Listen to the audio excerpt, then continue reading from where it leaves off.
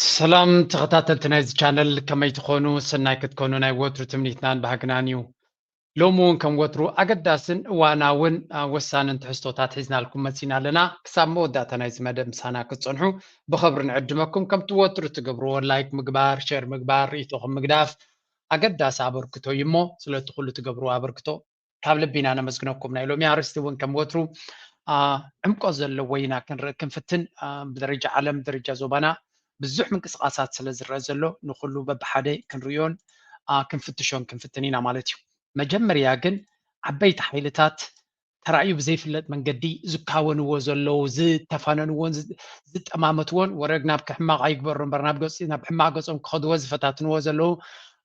سكبوني جمر. Let's go. Of focus that is Greenland. US President Donald Trump has made his intentions clear time and again. He's again reiterated that he wants Greenland. But his European allies, they stand in opposition. They are now considering boosting military presence in Greenland in perhaps a show of strength to Trump that Europe means business. መቸም ኣብ መንጎ ኤውሮጳን ኣሜሪካን ዝካየድ ዘሎ ኩነታት ካብ መዓልትና መዓልቲ ኣገራሚ ንኩሉ እዩ ዘገርም ኮይኑ ዘሎ ንዓና ጥራይ ዘይኮነስ ኩሉ ተዓዛቢ ዝግረመሉ ጉዳይ ተፈጢሩ ዘሎ His country will acquire the Danish territory of Greenland. That's despite Denmark saying the island is not for sale, and Greenlanders saying they have no desire to become part of the United States.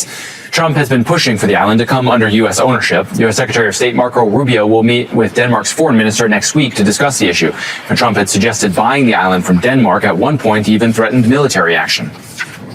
If we don't take Greenland, Russia or China will take Greenland, and I am not going to let that happen. Is there any deal they can offer you? Yeah, sure. I'll come out and make a deal with them. It's easier.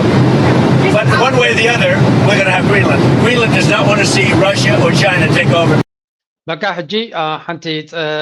ባዕሉ ዝመስረታ ምክንያትን መልስን ይረኺብ ዘሎ ግሪንላንድ ክንወስዳ ኢና ንሕና እንተደይ ወሲድናያ ንግሪንላንድ ራሽያ ወይ ቻይና ምውሳዶም ዘይተርፍ እዩ ዝብል ስነ መጎት ንሱ ይኹን ነቶም ከባቢኡ እቲ ናቱ ፕሮፓጋንዳ መሽን ብተደጋጋሚ ዝደግምዎ ዘለው እዩ but really ክንድኡ ዝኣክል ሓደጋ ተፈጢሩ ስለ ዘሎ ድዩ ወላ ሰራዊት ናቱ ድሮ ፍሉይ ተልእኮ ተዋሂብዎም ከም ዘሎን ዘየለን ስግኣት እውን ክነግሩ ጀሚሮም ኣለው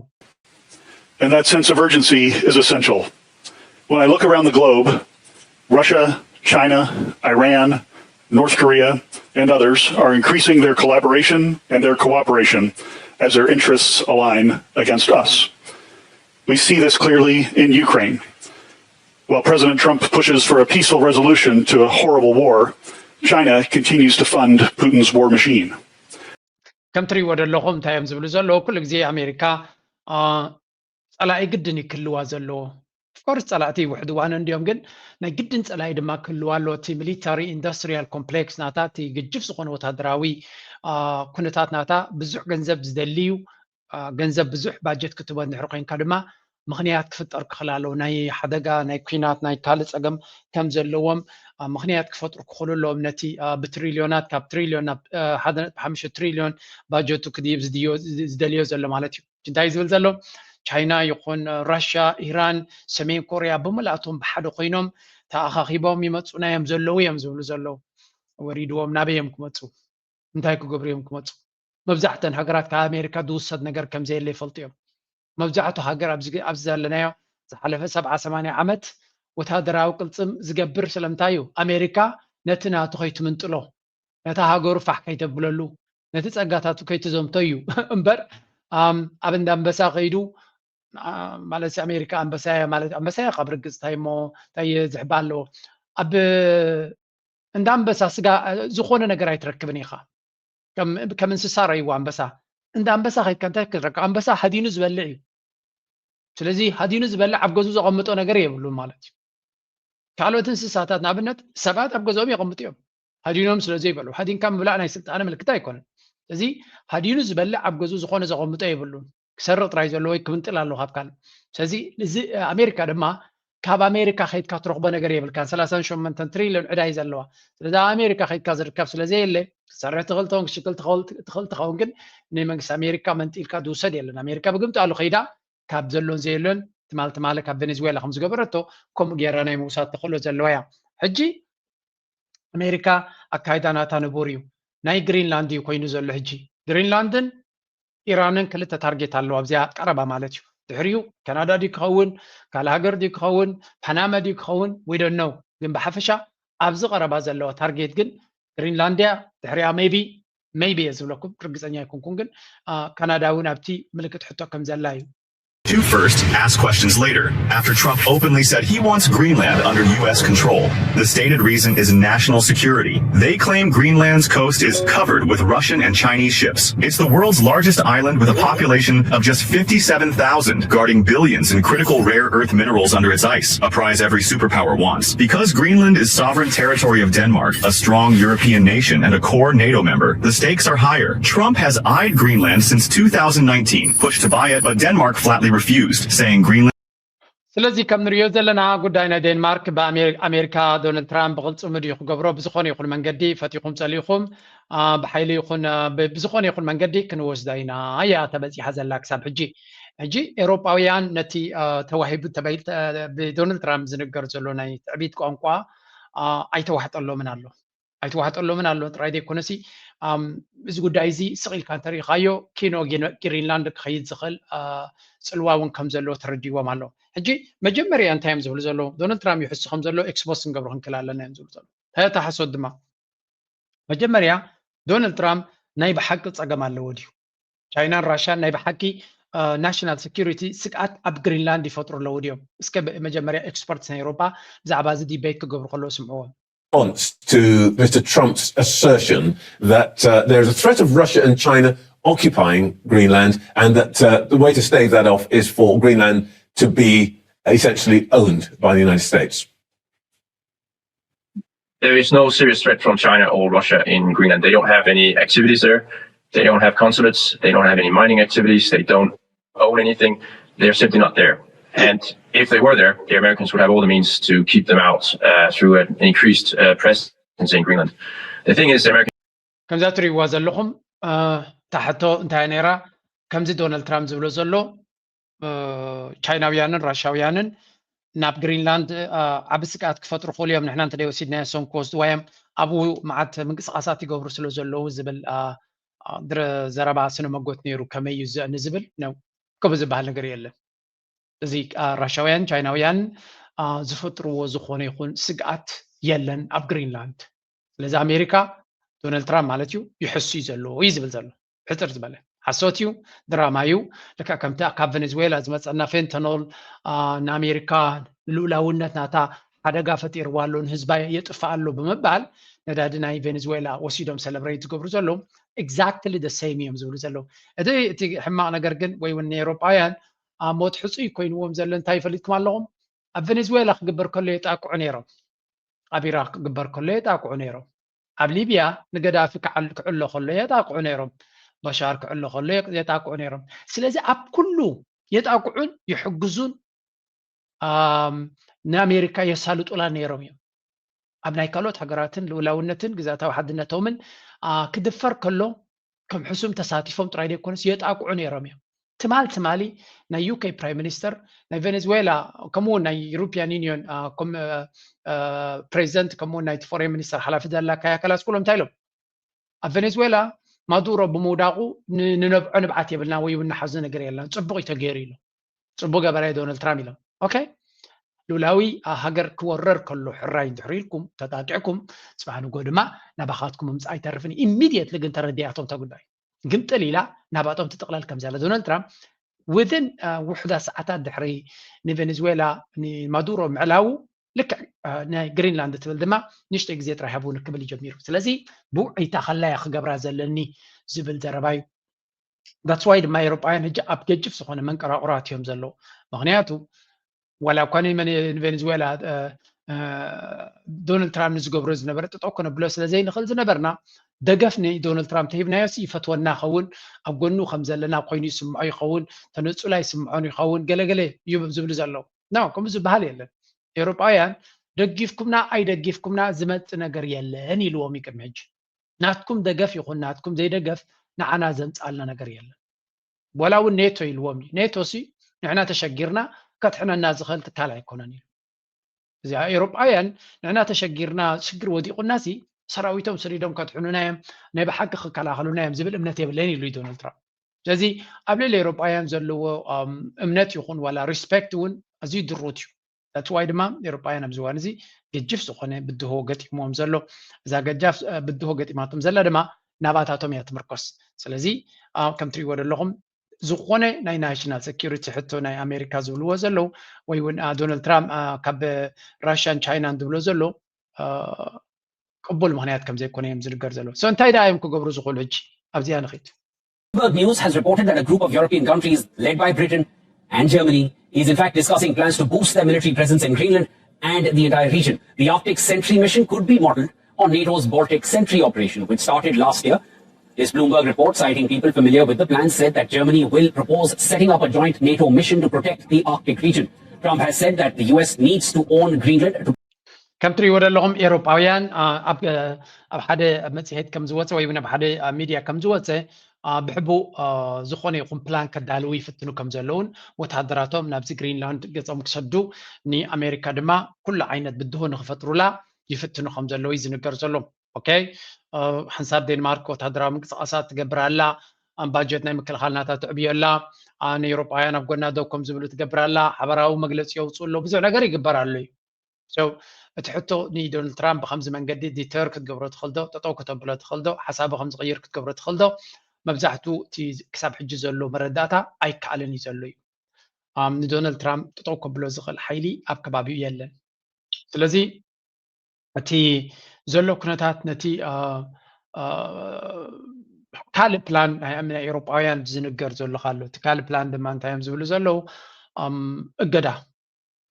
ነተን ኮርፖሬሽንስ ናይ ዶናልድ ትራምፕ ምስ ዶናልድ ትራምፕ ርክብ ዘለዎም ብፍላይ ዘን ናይ ቴክኖሎጂ ካምፓኒስ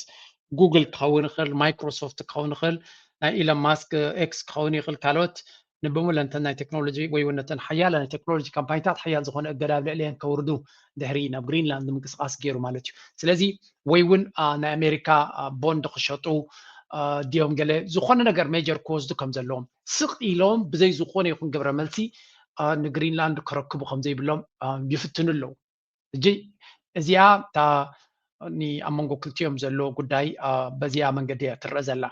ኤውሮጳውያን ኣብ ዶናልድ ትራምፕ ኣብ ዩክሬን ዝገበሮ ኣሽካዕላል ዝብልዎ እሳቶም ኣብ ጉዳይ ናይ ዩክሬን ኣብ ጎኒ ራሻ ኮይኑ ንናይ ኤውሮጳ ፃዕርን ድኻምን ወይ እውን ሕልምታትን ባህግን ግምት ከይሃበ ንዩክሬን ንክትሰዓር ብዙሕ ገይሩ እዩ ዝብል ቅሬታ ወይ እውን ሕማቕ ስምዒት እዩ ዘለዎም እሱ ከምዚ ኢሉ እናቀፀሎ ከሎ ኣብ ልዕሊኡ ድማ ሕጂ ንግሪንላንድ ከምንጥሎም ኢሉ ይመፅእ ምህላው ካብ ፑቲን ፈልዮም ክርእይዎ ከቢድዎም ከም ዘሎ እዩ ዝንገር ዘሎ ስለዚ ንሳቶም በብወገኖም ነናቶም ስትራቴጂ ክይህንድሱ ከም ዘለው እዩ ዝንገር ዘሎ ነናቶም ሓደ በብወገኑ ገለ ነገር ዋላ እውን እቶም ቲፒካሊ ቀረባ መሓዙት ናይ ዶናልድ ትራምፕ ዝነበሩ ከም በዓል ጆርጅ ሜሎኒ ዝተፈለየ መግለፂ ከውፅኡን ዘረባ ክህቡን ኢና ንሰምዕ ዘለና ስለዚ ኣብዚ ጉዳይ እዚ ብዙሕ ነገር ክረአ ከም ዝኽእልን ክስማዕ ከም ዝኽእልን እዩ ዝንገር ዘሎ ጆርጅ ሜሎኒ ለንቀነ ዝበለቶ ሰሚዕኩም su Trump ci sono After that, regarding Trump, well, there are many things I disagree with. I've said it, I reiterate. I think, for example, that the topic of international law is instead something that must be widely defended. I think that when the rules of international law are broken, we are all clearly much more exposed. And so yes, when I disagree, I say it. But look, I say it to him, I don't even have no difficulty. And I think if you spoke with my partners, you would know this very well too. After that, clearly, this ongoing narrative that I hear Meloni, the distances, take say, I didn't understand what is being... ብሓፈሻ እንታይ ትብል ዘላ ምስ ናይ ዶናልድ ትራምፕ ንባዕላ ሜሎኒ ኣብ ሽግር እንዲያት እያ ደላ ምስቲ ናይ ዶናልድ ትራምፕ ጉጅለ ማራ ፅቡቅ ዝኾነ ፍቅርን ዝምድና ነይርዋ እቲ ፍቅሪ ግን ልክዕ ከምዚ ሓደገኛ ዝኾነ እንስሳ ከተፍቅሮ ትፀንሕ ግን ድሓር ክበልዓካ ዝመፅእ ድሕር ጥዕሚኡ ክበልዓካ ዝፍትን ከምኡ እዩ ኮይንዎም ዘሎ ነይሮባ ሕጂ ጆርጅ ሜሎኒ ምስ ዶናልድ ትራምፕ ዘሰማምዕ ነገር ኣለኒ ኣብ ከምዚ ጉዳይ ክኸውን ከሎ ግን ምስ ኸ ዝፈላለ ኩነታት ኣለኒ ብፍላይ ጂኦፖለቲካ ድማ ሓደ ክልናቱ ረብሓይ ኣብ ብዙሕ ነገራት ክትሰማዕ ትኽእል ኢኻ ግን ኣብ ኩሉ ነጥብታት ትሰማዕ ማለት ኣይኮነን እቲ እንኮ ፀገም ዘሎ ሕጂ እንታይ ኢና ንገብር እዩ ማለት ትራምፕ ከምዚ ይገብረና ኣሎ ከምዚ ይኸውን ኣሎ ግን እንታይ እቲ ፕላን ካብ ኔቶ ክንወፅእ ድዩ እንታይ ኸ ካብ ኔቶ ወፂና እንታይ ኢና ክንገብር so there must be ቅልጡፍ ዝኾነ ፕላን ክግበር ክኽእል ኣሎ እዚ ንኸዶ ዘለና ግን ትርጉም ዘይብሉ ጉዕዞ እዩ asked when it is said that Italy must distance itself from the United States because this is geopolitics, not they are groups, it is geopolitics. In geopolitics, when positions are taken, one is consistent with them. So I think that Italian foreign policy is what President Mattarella has reminded us of a few days ago. saying that the guidelines of our foreign policy are the European Union and the Atlantic Alliance. And so what do? I look for the lights rather than the shadows in my relationship, in the Italian relationship with its European and Atlantic partners, because it is in our interest to strengthen this sphere, which is our sphere of belonging. Is this strategy wrong? Then you have to formalize the alternative for me. You have to tell me what you mean to do. That is, do we need to distance ourselves in the sense that we should leave NATO, close the American bases, break off commercial relations, attack McDonald's? I don't know. What should we do? What should we do otherwise? Clearly, of course I don't agree with everything my partner... ብሓፈሻ ከም ትብልዎ ዘለው እቲ ናይ ጣልያን ጆርጅ ሜሎኒ ትብሎ ዘላ እንታይ እቲ ፕላን ብርግጽ እንታይ ኢና ክንገብር ዘለና ከም ጣልያን ንሕና ንፈልጦ ሴኩሪቲ ናትና ኣብ ትራንስላንቲክ እዚ ናይ ኔቶ ማለት እዩ ከምኡ ድማ ፓርትነርስ ናትና ኤውሮፓ እዮም ስለዚ ሽርክነት ናትና ኣብኡ ዝተመርኮሰ እዩ ምስ ኣሜሪካ ዝምድና ተገይርካ ድማ ኣሜሪካ ኣካል ናይቲ ትራንስኣትላንቲክ ዩኒቲ ስለዝኾነ ምስ ኣሜሪካ ንገብሮ ዝምድና ኣገዳሲ ነይሩ ሶ እዚ እንድሕር ዘይኮይኑ ወርስ ዲ ኣልተርናቲቭ እቲ ኣማራፂ እንታይ እዩ ካብ ኣሜሪካ ክንፈለ በይዝናታ ክንዓፅዋ ካብዚ ክንሰጎ ሜክዶናልድ ክንሰብር ክንጅምር ሶ ጊቭ us a plan እንታይ እዩ እቲ ኣልተርናቲቭ ናትና እንታይ ምርጫ ኣለና ናበይ ገፅና ክንከይድ ንኽእል እዚ ከዓ the same ዓይነት ቋንቋ ኣብ ሙሉእ ኤውሮፓ ዝስማዕ ዘሎ እዩ ናበይ ገፅና ኢና እንታይ ክግበር ይኽእል እንታይ እቲ ኣማራፂ ዘሎ ስለዚ ከም ትሪእዎ ዘለኹም እቲ ኩነታት ንኤውሮፓ ኣዝዩ በዳሂ ከም ዝኾነ በዚ ኢኻ ትፈልጥ because they really don't know ናበይ ገፆም ክኸዱ ይኽእሉ እንታይ ክግበር ይኽእል ኩሉ ዝፈልጥዎ ዝሓለፈ 80 ዓመት ኣሜሪካ እዩ ብዘይ ኣሜሪካ ኩሉ ነገራቶም ልክዕ ከምዚ ዕሸል ካብ ኣድዩ ምስ ተፈልየ ሂወቱ ክመርሕ ከቢድ ዝኾነ ኤግዛክትሊ ከምኡ እዮም ዝኾኑ ዘሎ ከምዛ ምኻድ ዘይክእሉ እዮም ኩሉ ነገር ምስ ኣሜሪካ ዝተሓሓዘ እዩ ስለዚ ካብ ኣሜሪካ ተፈልዮም እንታይ ክገብሩ ከም ዝኽእሉ ዝፈልጥዎ ነገር የብሎምን ስለዚ ኩላቶም ሓርቢትዎም እዩ ዘሎ እዚ ከዓ እንታይ ዘርእየካ ዝነበርዎ ኩነታት ሙሉእ ብሙሉእ ኣብ ኣሜሪካ ተፀጊዖም ስለ ዝኸዱ ዝነበሩ ዋላ እውን እቲ ካልእ መንገድታት ይርእይዎ እንተለዉ ዘዋፅኦ መንገዲ ከም ዘይኮነ ይፈልጡ ኣለዉ ስለዚ ነዚ እቲ ኣልተርናቲቭ ዝበሃል ከቢድ ዝኾነ ብድሆ ወይ እውን ከምዚ ዘፍርህ ጫካ ዓይነት ኮይኑ ዝስምዖም ዘሎ ጂኦፖለቲካ ከዓ ከምኡ እዩ ብሩተል እዩ ድሕሪ ዘይተዳልየካ ኣለዉ ከቢድ ዝኾነ ብድሆ ይፅበየካ ዘሎ ስለዚ እንታይ ክንገብር ንኽእል ናበይ ገፅና ክንከይድ ንኽእል ስለዚ እዚ ሕርብት ኢልዎም ዘሎ ዋላ እቶም ፖለቲከኛታት እውን ንከምዚ ዓይነት ብድሆ ቻሌንጅ ክገብሩ ዝኽእሉ መራሕቲ ይኮኑ ዘሎ ኣብ ኤውሮፓ ይዝበሃል ከምዚ ኣዘራርባ ኣሎ ሓያላት ጀነሬሽን ከምዚ ናይ ሰውራ ጀነሬሽን እንታይ ይፈጥሩ ፅቡቕ መድረኽ ካብ ሽግርካ ከውፅኡካ ይኽእሉ ግን ካብ ፅቡቕ ስለ ዝወፀት እቲ ድሕሪኡ ዝመፅእ ወሎ ደልክዕ ከምቲ ቅድሚኡ ዝነበረ ሓያል ኣይከውን እዩ ስለዚ እቲ ቸይን ኣሎ ሓያላት መራሕቲ ፅቡቕ ኩነታት ይፈጥሩ እቲ ፅቡቕ ኩነታት ድማ ፅቡቕ መድረኽ ድማ ድኹማት ሰባት ከምዚ ዓብዪ ገብርቶም ድኹማት ሰባት ድማ ፅባሕ ንጎ ብድሆታት ይፈጥሩ እቲ ብድሆታት ድማ ናብታ ሕማቕ ዝኾነ ኩነታት ከም ትምለስ ይገብረካ ይበሃል ሳይክል ከምኡ እዩ ስለዚ ኤውሮፓውያን ቅድሚ ሕጂ ብዙሕ በላሕቲ መራሕቲ ነይሮም ክኾኑ ይኽእሉ እዮም እቲ ዝነበርዎ ኩነታት ድኹማት መራሕትን ድኹማት ህዝብን ከም ዝፈጥሩን ከም ዝፍጠሩን ኮይኑ እቲ ቁጠባ ድማ ውፅኢት ናይቲ ዘለዎ ወታደራዊ ይኹን ቁጠባውን ፖለቲካውን ወሪዶሞ ዘለዉ ውፅኢት ናይቲ ዝነበርዎ ኩነታት እዩ ሕጂ ሓያላት መራሕቲ ክበቕሉ ይኽእሉ እዮም ነዚ ሓያል ብድሆ ከሰጋግርዎም ዝኽእሉ but that takes time and it's not straight forward ከም ዝምፅእ ምስ በልካ ኦኬ ሕጂ ናብዚኣ ክንቅይር ኢና ኢልካ immediately ክትገብሮ ትኽእል ነገር ኣይኮነን now next topic is ከማቶም ሓንቲ ሕርብት ኢልዋ ዘሎ ሃገር ድማ ካናዳ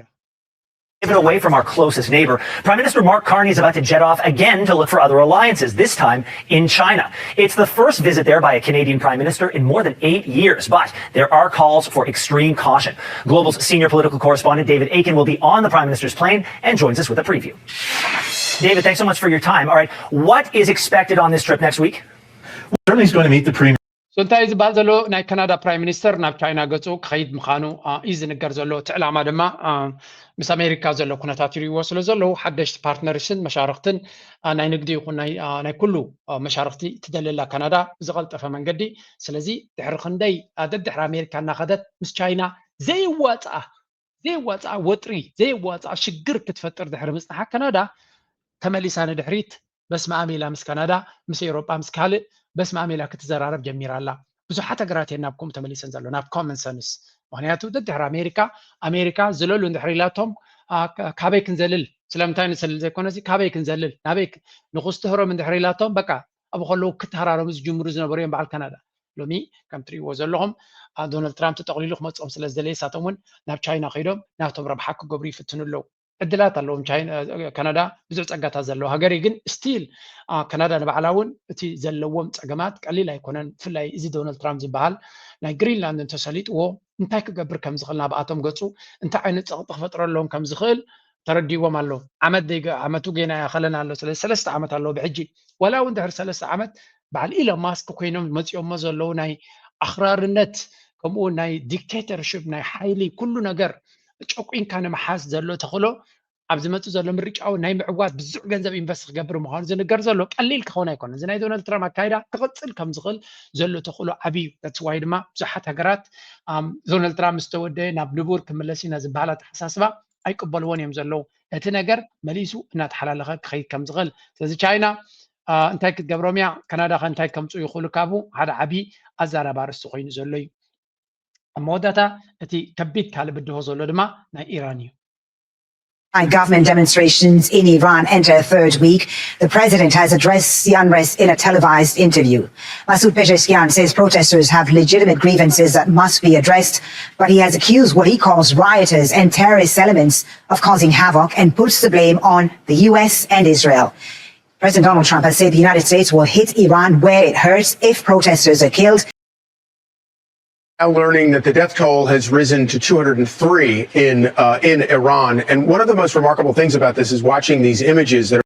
they're trying to keep these images from. ከም ትሪእዎ ዘለኹም ኣሜሪካ ሚድያ ናቱ ብጣዕሚ ኣብ ኢራን ፎከስድ ኮይኑ ዘሎ ፍላይቲ ፎክስ ኒውስ ቲንገለን ዝበሃሉ ናይ ኢራን ስርዓት ንክግምጠለሎም በቃ ብጣዕሚ እዮም ብተርባፅ ዝፅበዩ ዘለዉ ዶናልድ ትራምፕ ድማ ኣጆኹም ኢሎን ማስክ ድማ ኢንተርነት መንግስቲ ዓፅዩኩም ኣነ ብስታርሊንክ ገይረ ክኸፍተልኩም እየ ኣነ ከም ኢሎን ማስክ ናይ ብሓቂ ብዓሌትነት ዝዓወረ ሰብ ርአ ይፈልጥን ክብለኩም ይኽእል እየ ኣብዚ እዋን እዚ ሓደ በሊሕ ሰብ ዝበሃል ክንዲዚ ዝኣክል ካምፓኒታትን ቢዝነሳትን ዝምህዝ ዘሎ ሰብ ከምዚ ዓይነት ውርደተኛ ዝኾነ ታሕቲ ወሪዱ ንደቡብ ኣፍሪቃ ከመይ ጌርካ ኣብ መንጎ ፀለምትን ፀዓዱን ባእሲ ትፈጥር ከመይ ጌርካ ሽግር ተናውሕ ውርደት ናይዚ ሰብኣይ ንበይኑ ኮይኑ ዘሎ ኣብዚ እዋን እዚ መመሊሱ ሽግር ይፈጥር ኣሎ ረጂም ቼንጅ ድማ ቀዳማይ ስርሑ እዩ ኮይኑ ዘሎ ኣብ ቬኔዙዌላ በቃ ስርዓት ንክቕየረሉ ዘይገበረ የብሉን ኣብ ብራዚል ከምኡ ስርዓት ንክቕይር ብኢንተርነትን ብገለን ብዙሕ ይፈቲኑ ኣብ ዓዲ እንግሊዝ ፈቲኑ ረጂም ቼንጅ ነቲ ፕራይም ሚኒስተር ካዕልዎ ፈቲኑ ኣብ ጀርመን ከምኡ ፈቲኑ እዩ ስለዚ እዚ ሰብ እዚ ናይ ብሓቂ ተራ ሰብ ከም ዘይኮነ ኣብዚ እዋን ዝተረድዩ ኣሎ ኣብ ዓድኻ ነዚ ሰብ እዚ ምእታው ማለት ብፍላይ ኣብ ፖለቲካ ከቢድ ብድሆ ክኸውን ዝኽእል ምዃኑ እዩ ስለዚ ዝኾነ ቴክኖሎጂ ምስ ኢሎን ማስክ ዘለዎ ኣብ ሓደ ሃገር ኣብ ልኡላዊ ሃገር እንድሕር ኣትዩ ትራስት ሚ ኣብ ገለ ፖይንት ተገምጢሉ ሽግር ከምፅእ ዝኽእል ምዃኑ እዩ ዝረአ ዘሎ ደስዋይ ድማ ብዙሓት ሃገራት ካብ ዓዶም ክጥርዝዎ እንኳላይታ መበቆል ዓዱ ሳውዝ ኣፍሪካ ቦታ ክህብዎ ይደለዩን ዘለዉ ስለዚ ናይ ኢራን ጉዳይ ከም ትሪእዎ ዘለኹም ካብ ግዜ ናብ ግዜ እናበርትዐ እናሓየለ እናረሰነ ይኸይድ ኣሎ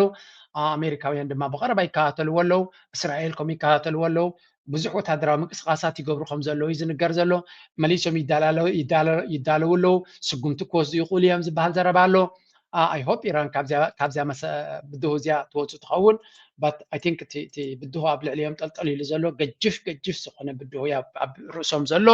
ንሳቶም ብኸመይ ክወፅዎ እዮም እንታይ ክገብሩ እዮም ወር ዘር ኔክስት ስቴፕ ንግዜ ንገድፎ ኮይኑ እዚ ጉዳይ እዚ ግን ናዳርጋ ቆላሕታ ናይ ሙሉእ ዓለም ስሒቡ ዘሎ እዩ ክንብል ንኽእል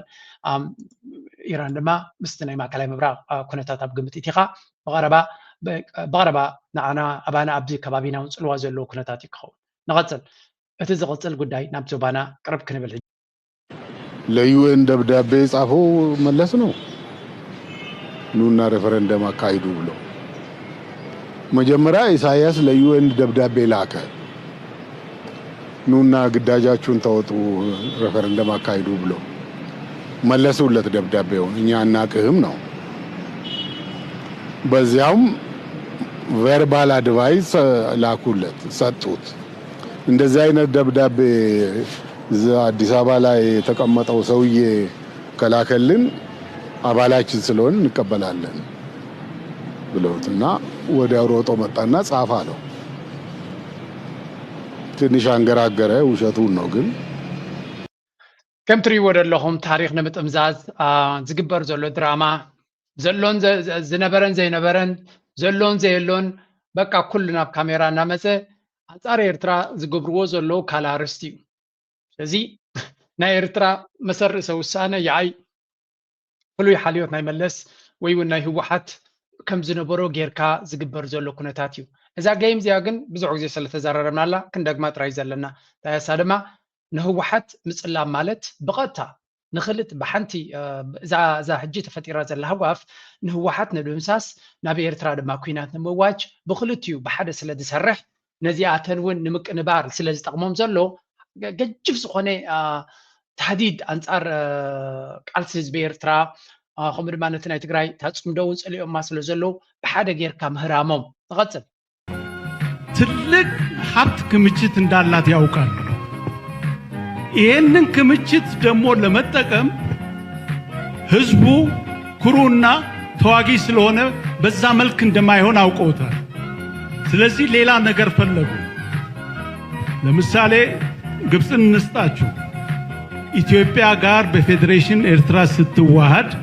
የመጀመሪያው ከምዕራባዊ ቆላ የጀባ አባሎችን መልምላ ራሳቸው አካዳሚ አስተምረው የመጀመሪያውን ከም ትሪእዎ ዘለኹም እቲ ቃልሲ ህዝቢ ኤርትራ እውን እንተኾነ ናይ ግብፂ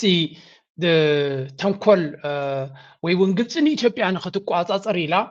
ኤርትራውያን ብፌዴሬሽን ምስ ኢትዮጵያ ምስ ሓበሩ ግብፂ በቃ ነቲ ቃልሲ ኤርትራውያን ንኽቃለሱ ዝገበረት ስለዚ ናይ ግብፂ ተንኮል እምበር ኤርትራውያን ኣብ ማይ ተቃለሱን ንናፅነቶም እውን ኣብ ማይ ደኸሙን ናፅነት እውን ኣብ ማይ የድለዮምን እዩ ዝብለኩም ዘሎ ሰብኣይ ስለዚ ብኩሉ ርሕቀት እዮም ዝኸድዎ ዘለዉ እቲ ሕቶ ንመን እዮም ክእምኑ ዝፍትኑ ዘለዉ እንድሕር ኢልኩም ህዝቦም እዮም ከደንቁሩ ዝኽእሉ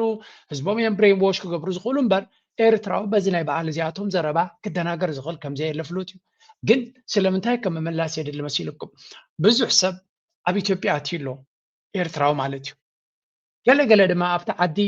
ሜይቢ መናብሮ ይጥዕሞም ስለ ዘሎ ወይ ገለገለ ክኾኑ ስለ ዝኽእሉ ነቲ ዝብልዎ ዘለዉ ኩነታት ከም ሓቂ ክወስድዎ ይኽእሉ እዮም ቅድሚ ሕጂ እውን ኣብቲ ግዜ ፌደሬሽን ምስቲ ምስ ኢትዮጵያ ቅርበት ዘለዎ ህዝቢ ብምትሕብባር እዮም ነቲ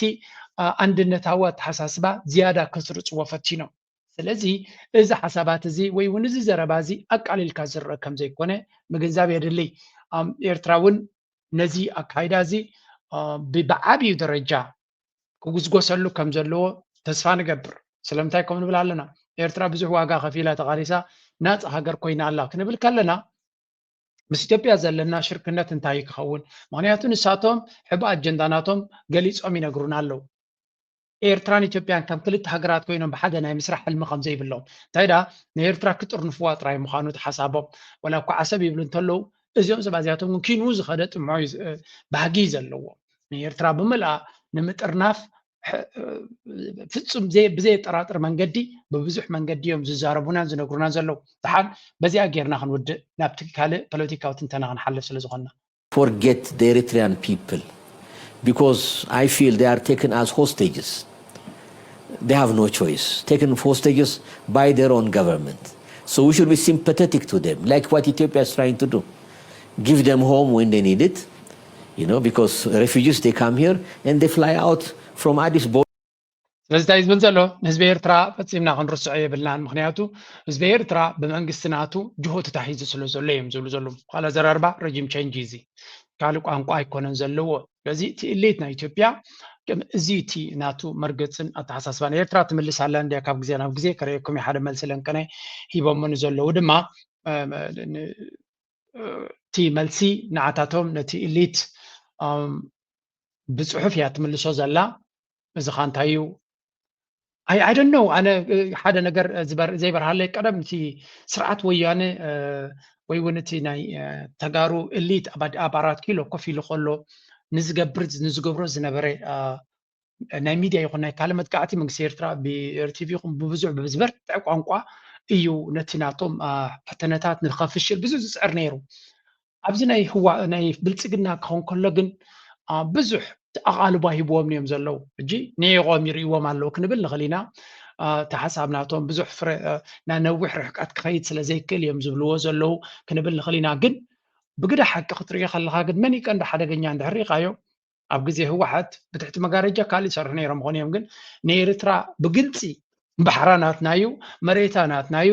ኤርትራ ዝበሃል የለን ናፅነቶም ዘይግብኦም ህዝቢ እዮም ነይሮም ዝብል ኣቃውማ أبتناي تجري اللي تأيس معنا يرو ولا بدحر مجارجة كم يصير هيرون كانوا قليا أبني يرتران مدفع زخلوا عسوان كبانك جبر كله كاب زيرو استبقى سهم زي كنا فلوتيو in fact حنتي زربا لنا بريزنت سياس ملس يكون ولا هو حد نتو على الجرس تقبل وكم زنبرن أمريكا إيدو عاطفة ويون جديدة كابل تشنشوعاتنا بلا أجديدة يا مرقص نخد كير نتي وعلى الجرس نخي تكبر دي ماركس نخي مت كم زحنجت جبرته نا أمريكا فلوي أجندة نايتا جاي فريزر دي قالت بال سلام سبيتي ناتا نايكالوت أجندة مخانو I think president سياسي ولا بوليتيكيان نيرترا زغلت سبوكنا تطل ولا بتنا مايكل بولتون مصحفون بتمساسل تا أجندة كاب أز بس أخم زغوني نجري انتاي كبلكم إليه إذن أي بلتقلنا كاب نايتنا هو حد فتوت إيرترا يم قلقل ديروم نمبال دي كونه زياتهم ناب إيرترا زلو ما تمامتا مور برتع زبالة قويني سمعني وهنياتو بمسروتون إيرترا كم أبي أحمد وكو بارلما غريبو إيرترا نتاك توست كلا من يفري ملا نحن نفلط نجر قداي لنا أبز قداي زي بارلما خيدنا دو أبز خيدنا دو بتخيدنا دو نبز خيدنا دو أي رقم نين زي مور نت إيرترا نهلاوي إيرترا نحجر النت إيرترا زعبي ملكت حتى زفتر الحيل انتلو زين بلتقلنا حيلي سلازي نعودو زيادة ملسك وهابون كم قوتلون أما يتقبان زبل سنة ما قوت على ناقن زخونة من قصير ترى أنا تكون تاتتي كابتك محجزة حلفة عبرت أنا تدي تبع أسناي حايش maybe أركون كجات مخلي زبل جام كله يخلقون أرك خجات ما يكلنيو ويون زخونة دبلوماسي كم زي يكلنيو الكامي تخامي تزعس أنا جرك خونا يكلنيو أنت وحدكم أنت جاتي مت من قصير ترى أزيح ما نقرأ تزاربنا لو بزعبات بلتقنا ويوم زعبات كايداناتو زعبا إثيوبيا ونتقونه ما نقرأ تزاربنا لهم سلزي أنت وحده دبلوماسي تمسيو جسك في بلون بوجن بلتقنا جن زي بلوه زي صرفوه زي تتقامل نجار الله يلكاك تزارب قرب كبد بالي نعم كوينات قصهم زي ميدياتات نايم عربون مفتوتي رقيب زلوا بس قدايزي cultural system could collapse. Somalia, as we just talked about, is angry about the Somaliland deal. They see it as Ethiopia trying to carve up their country, trying to legitimize a breakaway region. It's a direct threat to Somalia's territorial integrity. And Eritrea, they are terrified that Ethiopia wants to take their ports by force. Every time Abiy Ahmed talks about the Red Sea being inevitable, Eritrea hears a threat. So these three countries with three different grievances came together with one common goal: contain Ethiopia. And they're taking action. In August 2024, Egypt started sending weapons to Somalia. By September, Egypt had delivered a second major shipment. جين تايو تي معرباو ميديا ولا ونتي كرايسيس جروب لنكنا بزوجو حبريتا كوينات عبي كمت كم زخل زغلص حبريتا بتدغاغامي يوم قوم زلو نتكون دمت زلو كوينات دما إيرترا عبي فرهي كم زلوا دير كان مقراط كونتات نرينا تميدياتات they really like كم زي إيرترا أمنا فريها خمزلان تسنابيدا خمزلان شبد بت بالكمزلان بقى إثيوبيا كتدفع تبل قلقله خمتات عينت قطالي كم زي تماخرهم يمز تقامو كلهم إيرترا سنبيدا خمزلا فريها خمزلا تربيشة خمزلا وطرح حيزوا خمزلا قال لازم السليم كوكو برد فتنهم بس جنرالي يستربش سب أويات يزقبر عقرقر يزقبر ردوني ستروني زبل بوغن إيرترا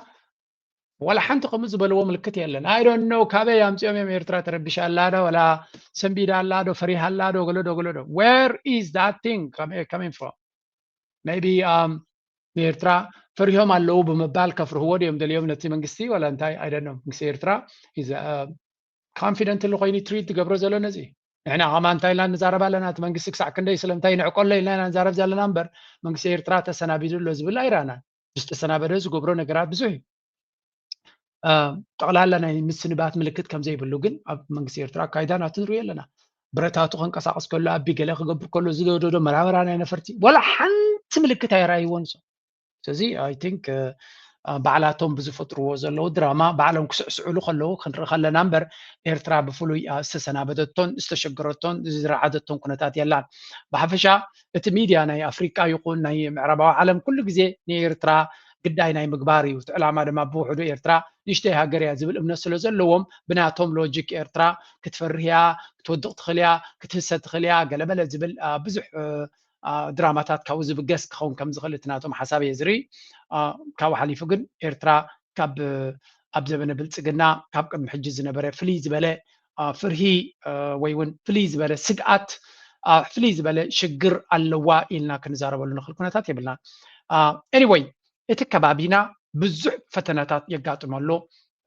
ግን ሕጂ ድማ ኣብ ዝበለፀ መድረኽ ኮይና ኢና ንዛረብ ዘለና እንታይ እቲ ዝበለፀ መድረኽ ንብሎ ዘለና ሓደ ካብቲ ንኤርትራ ክልተ ነገራት ክንርኢና ብጉዳይ ሱዳን ንጀምር has officially returned to the capital, Khartoum, for the first time since the war started in 2023. The government had been operating from the Red Sea city of Port Sudan. It's been 8 months since the Sudanese army announced it had regained full control of Khartoum from the paramilitary Rapid Support Forces. The conflict has led to what the United Nations describes as the world's worst humanitarian crisis. The governor of Darfur says a joint military operation... ከም ትሪእዎ ዘለኹም ሰራዊት ናይ ሱዳን ብዝገብሮ ዘሎ ኩነታት መንግስቲ ሱዳን ካብ ፖርት ሱዳን ናብ ካርቱም ከም ዝኣተወ ዝንገር ዘሎ ስለዚ ሱዳን ካብ ፖርት ሱዳን ናብ ካርቱም መንግስታ አንቀሳቂሳ ከም ዘላ ዝንገር ዘሎ now this is a big ዓቢ ዜና እዩ ካርቱም ወዲቃ ኣብ ፖርት ሱዳን ከማን ክንደይ ኣብ ድሮናትን ብገለን ዝጭፍጨፍ ዝነበረ RSF ንምሉእ ሱዳን ንኽቆፃፀር ኣብ ዝፍጥነሉ ዝነበረ ቅድሚ ዓመት ወይ ቅድሚ ዓመት እንትኾነ so ካብ ከምኡ ተበጊስካ ሎሚ ሰራዊት ናይ ሱዳን ካብኡ ወፂኡ ንካርቱም ሓራ ወፂኡ ጥራይ ዘይኮነሲ መንግስቱ ናብ ካርቱም ገፁ ይእቱ ምህላው ሓደ ካብቲ ተስፋ ዝህብ ንህዝቢ ሱዳን ነቲ ከባቢና ድማ ልክዕ ከምቲ ኣብ የመን ዝረኣናዮ ሱር በተኻዊ ለውጢ እሞ የመን ናብ ርጉእነት ትኸይድ ዘላ ኣብ ሱዳን ድማ ተመሳሳሊ ሜጀር ኢቨንት ኢና ንርኢ ዘለና ሓደ ዓቢ ኣወንታዊ ምዕባለ ኢና ንርኢ ዘለና ስለምንታይ ኢና ከምኡ ንብል ዘለና ሓደ እቲ ኣብ ሱዳን ዝገበሮ እቲ ናይ አልቡርሃን መንግስቲ ሓደ ካብቲ ኣገዳሲ ስጉምቲ ዝወሰዶ እንታይ እዩ እንድሕር ኢልና ነቲ ወታደራዊ መርሕነትን ሲቪላዊ መንግስትን ክፈላለዮም ካሉ እዚ ድማ ብዓለም ደረጃ ጽቡቕ ኣቓልቦ ከም ዝረክብ ገይርዎ መንግስቲ በዚ ፕራይም ሚኒስተር ናይቲ ሃገር እዩ ዝመሓደር ዘሎ እቲ ሰራዊት ድማ ብጀነራል አልቡርሃን ስለዚ አልቡርሃን ኩናት ዝመርሕ ዘሎ መራሒ ክኸውን ከሎ ዋላ እኳ ጠቕላላ መራሒ ናይቲ ሃገር ትኾነ ነቲ ኩናት ዝምልከት ኣብዴት ዝህብ ዘሎ ንሱ እዩ ንምዕባለ ንግስጋሴ ንመንግስታዊ ምሕደራ ዝምልከት ድማ እዚ ሰብ እዝን ካቢነናቱን እዮም ዝመርሕዎ ዘሎ ስለዚ እቲ ቅልጡፍ ደሓን ዝኾነ ለውጢ ኣብቲ ፖለቲካዊ ስፔስ ወይ እውን ኣብቲ ምሕደራዊ ንሪኦ ዘለና ነቲ ስራሕ ጽቡቕ ገይሮም ስለ ዝፈላለይዎ እዩ እዚ ፕራይም ሚኒስተር ናቱ መንግስትን ናይቲ ቁጠባን ከመይ ጌርካ እቲ ሃገር ካብቲ ዝነበረቶ ሽግር ወፅያ ኣብ ኩነታት ምሕደራ ናታ ኣብ ኩነታት ሲቪላዊ ሂወት ናታ ተኣቱ ኣተኪሮም ክሰርሑ ከለዉ ኣብ ዲፕሎማስን ኮላይ ኣብቲ ማሕበራዊ ርክባት ይኹን ኣብ ካልእ ክኸውን ከሎ እቲ ወታደራዊ ሓላፊ ድማ አልቡርሃን ማለት እዩ ኣተኩሮናቱ አላያንስስ ናቱ ሽርክነታት ናቱ ኣሐይሉ ከመይ ገይሩ ነቲ ቀንዲ ጸላኢ ኮይኑ ዘሎ ይስዕሮ ስለዚ ሲቪላዊ መንግስትን ወታደራዊ መንግስትን እንድሕር ፈላሊኻዮ እቲ ወታደራዊ መርሕነትን ሲቪላዊ መንግስትን እንድሕር ተፈላልዩ ክልቲኦም ነናቶም ስራሕ ክሰርሑ ከለዉ ውፅኢት ክመፅእ ከም ዝኽእል ንርኢ ኣለና እቲ ጀነራል ኣተኩሮናቱ ከመይ ጌርካ ነቲ ኩናት ትስዕሮ እዩ ስለዚ ናብኡ ጥራይ ኣተኪሩ ስለ ዝስዕር ዘሎ ምስቲ ዘለዎ ኩሉ ኣተኩሮናቱ ብሉ መዓልቲ ብዛዕባ እቲ ኩናት ዝምልከት ጥራይ ዘሎ ስለዚ እዚ ሕጂ ኣብቲ ኩናት ለውጢ የምፅእ ኣሎ እዩ ኦኬ ናቱ ሓንጎል ናብኡ ስለ ዘተኮረ ጥራይ የብለኩም ብዙሕ ነገር ስለ ተቀያየረ እዩ አልቡርሃን ናብኡ ስለ ዘተኮረ ዘይተኮረ ቀደም ከም ይገብር ኣይነበረን ገለ ልብለኩም እየ ኣለኹ እንታይ ግን ሱዳን ኣብዚ እዋን እዚ ድሕሪ ነዊሕ እዋን እቲ ናይ RSF ስዕረት እውን ኣካል ናይቲ ንሪኦ ዘለና ኩነታት እዩ RSF ከምቲ ዝድለ ብኢማራት ሓገዝ ይረክብ የለን ይመስል ወላ እውን ከምቲ ዝድለ ክሕግዞ እንተደለየ እውን እቲ ኔትዎርክ ተዳኺሙ ኣሎ እቲ ብድሆታት ናቱ ሽግር ኮይኑ ኣሎ ምክንያቱ ጀነራሊ ብምንታይ ዝሕገዝ ነይሩ ድሕሪ ኢልካ ብኤርሊፍት ብነፈርቲ ዝመፅእ ኣፅዋሪ ዝመፅእ ሎጂስቲክስ እውን ብኮለል ዝመፅእ ብካልእ መንገዲ ተጠዋዊ ዝመፅእ ብብዙሕ መንገዲ ዝሓልፍ ስለዚ ነዚ ኩሉ ነገራት ኣማሊእካ ምስ ሓገዝካዮ እቲ ዓወታት ወይ እውን እቲ ኩነታት ክመፅእ ዝኽእል ዝነበረ ስለዚ ከም ትሪእዎ ዘለኹም ሱዳን ነታ ካርቱም ዝገደፍላ የብሎምን ልዕሊ ኩሉ እቲ ናይ ሱዳን ኣካይዳ ከም ንሪኦ ዘለና ድማ ዳርጋ ናብቲ ዳርፎር ገፁ ጥራይ ተፀራሪጉ ተሪፉ ዘሎ እስከ ንእሽተይ ኣብቲ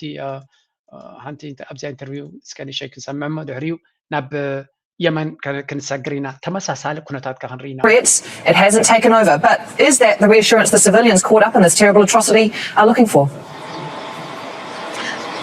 Yes, well, we're talking about people who have been affected by the conflict and the fighting, especially in the Darfur region and in the region of Kordofan. Now, the United Nations says that thousands of people have been fleeing their homes from the Kordofan region in recent days. Meanwhile, hundreds of thousands have already fled in the Darfur region, many of them crossing into neighboring Chad and others going into places like Tawila, which is another rebel stronghold, to avoid fighting between the Sudanese army and its allied forces and the paramilitary rapid support forces. For those people who are affected by the fighting in those regions in Darfur and Kordofan, these words are not reassuring. They say that they've heard from the governor over and over again that the rapid support forces will be defeated, but they've seen the expansion of the RSF.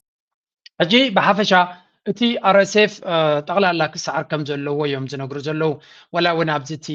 መሓዳሪ ክዛረብ ከሎ ንህዝቢ እንታይ እቲ ዕላማ መንግስቲ ካብ ፖርት ሱዳን ተብተቢልኩም ናብ ካርቱም ምቕያርኩም ንዝብል ኣብ ሴኪሪቲ ካውንስል ካብ ዝገበርናዮ ምሕፅንታ ምቁራፅ ናይ ተኩስ ኣብ ሱዳን ከጋጥም ከም ዘሎ እቲ እጡቕ ምልሻ RSF ዝመድዓ መሸርዕ ብሮታ አውሪዱ ኣብ ዘተ ክመፅእ ከም ዘለዎ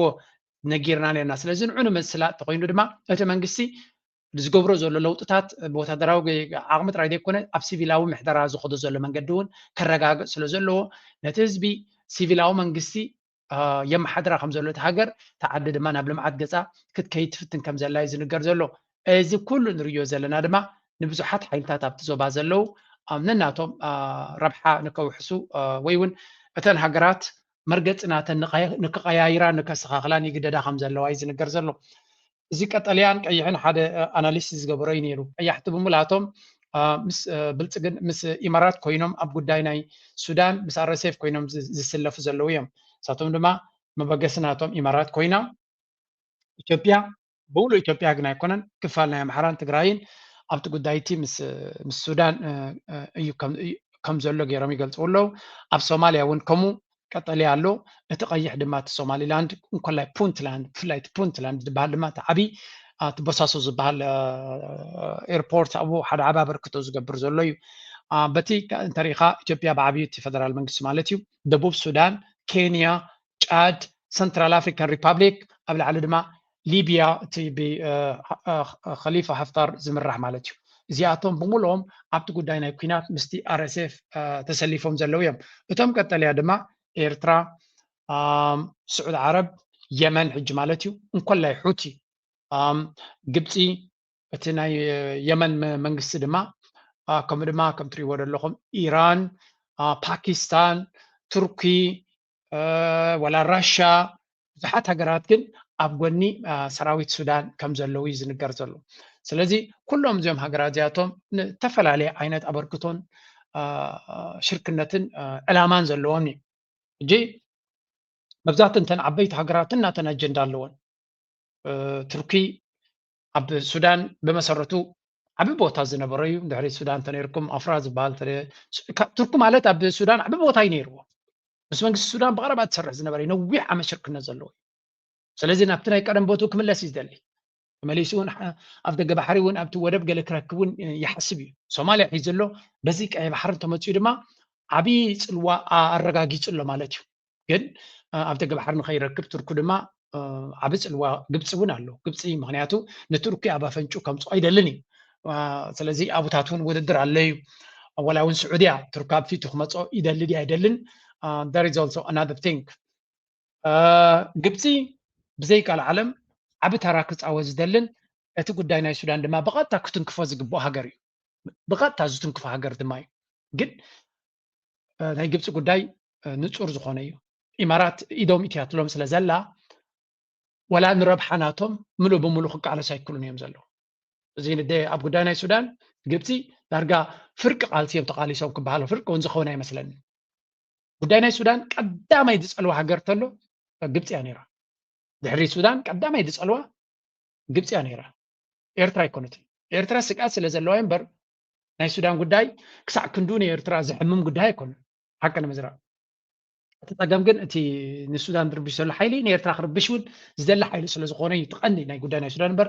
ኣብ ኖርማል ኩነታት ኤርትራ ኣብቲ መጀመርያ እውን እኮ ሓውሲ ሸለል እያ ኢላቱ ነይራ ቀልጢፍ ኣይኮነትን መርገፂ ሒዛ ወይ ምስቲ ኮይና ትሪዮ ነይራት ኩነታት ምስ አንበበተ ግን ናበይ ገጹ ከይድ ከም ዝኽእል ምስ ፈለጠት ብፍላይ ድማ ናብ ኤርትራ ገጹ ክቐርብ ምስ ጀመረ እዩ ቀይሕ መስመር ናታ ውፅያ ቀጥታ እቲ ኩነታቱን ክቀያየር ጀሚሩ እዩ ዝበሃል ብዝኾነ ኤርትራ ኣብቲ ጉዳይቲ ጉዳይ ናይ ሱዳን ባዕሎም ነፍሶም ከመሓድሩሉ ዝኽእሉ መንገዲ እምበር ኤርትራ ኣብ ኣትያ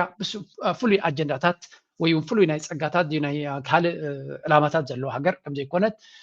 ብኸምኡ ዝኸሳህ ኣካል እውን የለን ዝያዳ ግን ኣብዚ ሕጂ ናብ ጉዳይ ናይ ሱዳን ሞር ኢዳ ትእቱ ዘላ ኤርትራ እቲ ምስ ዓብይ ዝግበር ዘሎ ኩነታት እውን ምስኡ ዝተሓሓስ ነገር ስለ ዘሎ እዩ ሓደ ካብኡ እዩ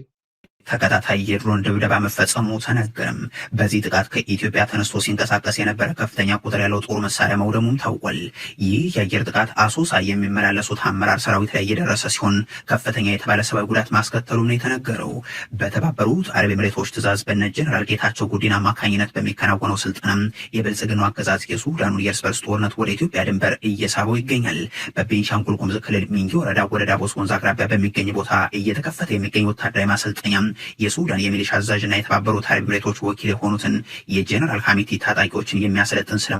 ብሓፈሻ እንታይ እዮም ዝብሉ ዘለዉ ኣብዚ ናይ ድሮን መጥቃዕቲ ተኻይዱ ሓያል ዝኾነ መጥቃዕቲ ከም ዝተኻየደ ዝንገር ዘሎ ንሱ ድማ ኣብ ከባቢ ኣሶሳ ዝበሃል ሓደ ላርጅ ዌፐን ኮንቮይ ፍሮም ኢትዮጵያ ካውዚንግ ሄቪ ካዥዋልቲስ እዚ ከምዚ ኮንቮይ ማለት ኣፅዋርን ሎጂስቲክስን ዝፀዓና መኻይን ካብ ኢትዮጵያ ተበጊሰን ናብ ሱዳን ናብ RSF ይኸዳ ከም ዝነበራ ዝሕመያ ብድሮን ጌራ ሱዳን ሓመድ ከም ዝገበረተን እዩ ዝንገር ዘሎ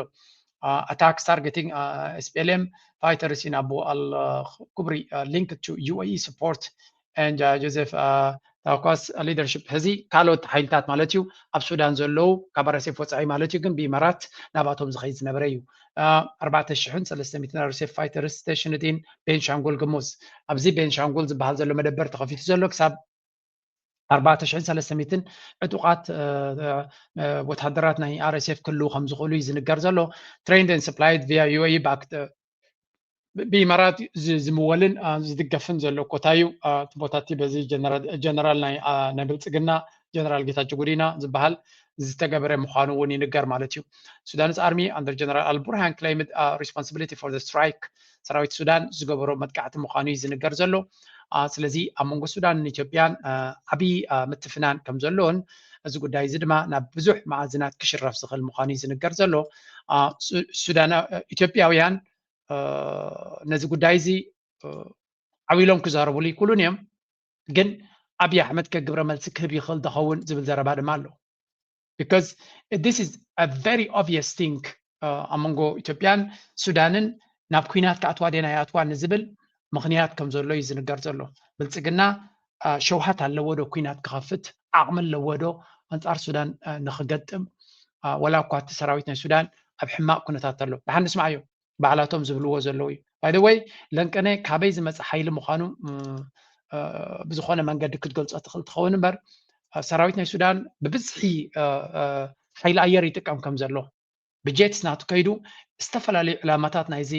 RSF ዝበሃል ዘሎ ጥቕ ምልሻ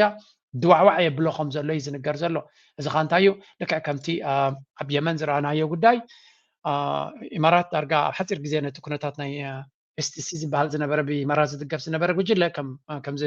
RSF ማለት እዩ ዓጠቃ ቢላ ዛንታ ጌራቶ ዘላ ተመሳሳሊ ኩነታት ድማ ንርኢ ኣለና እዚ ተመሳሳሊ ኩነታት ድማ ንኤየር ሱፕሪዮሪቲ ተጠቒምካ ቀፃሊ ኣገደስቲ ዕላማታት ክትሃርብ ተጀሚርካ እቲ ናይ ምቅላስ ዓቕሚ ምስቲ ጎላጉል ናይ ተዓድን ኣፃሚ ናይ ተዓድን ዝኾነ ነቲ ናይ RSF ዓቕሚ ናይ ብሓቂ ንክተሓፅሮ ዘሎ ኩነታት ወይ እውን ንክድርቶ ወይ እውን ዓቕምታቱ ከተዳኽመሉ ትኽእል መንገዲ እዩ ዝረአ ዘሎ ስለዚ እዚ ናይ ብሓቂ ኣገራሚ ኩነታት ኢና ንርኢ ዘለና ካብኡ ሓንቲ ኣብዚ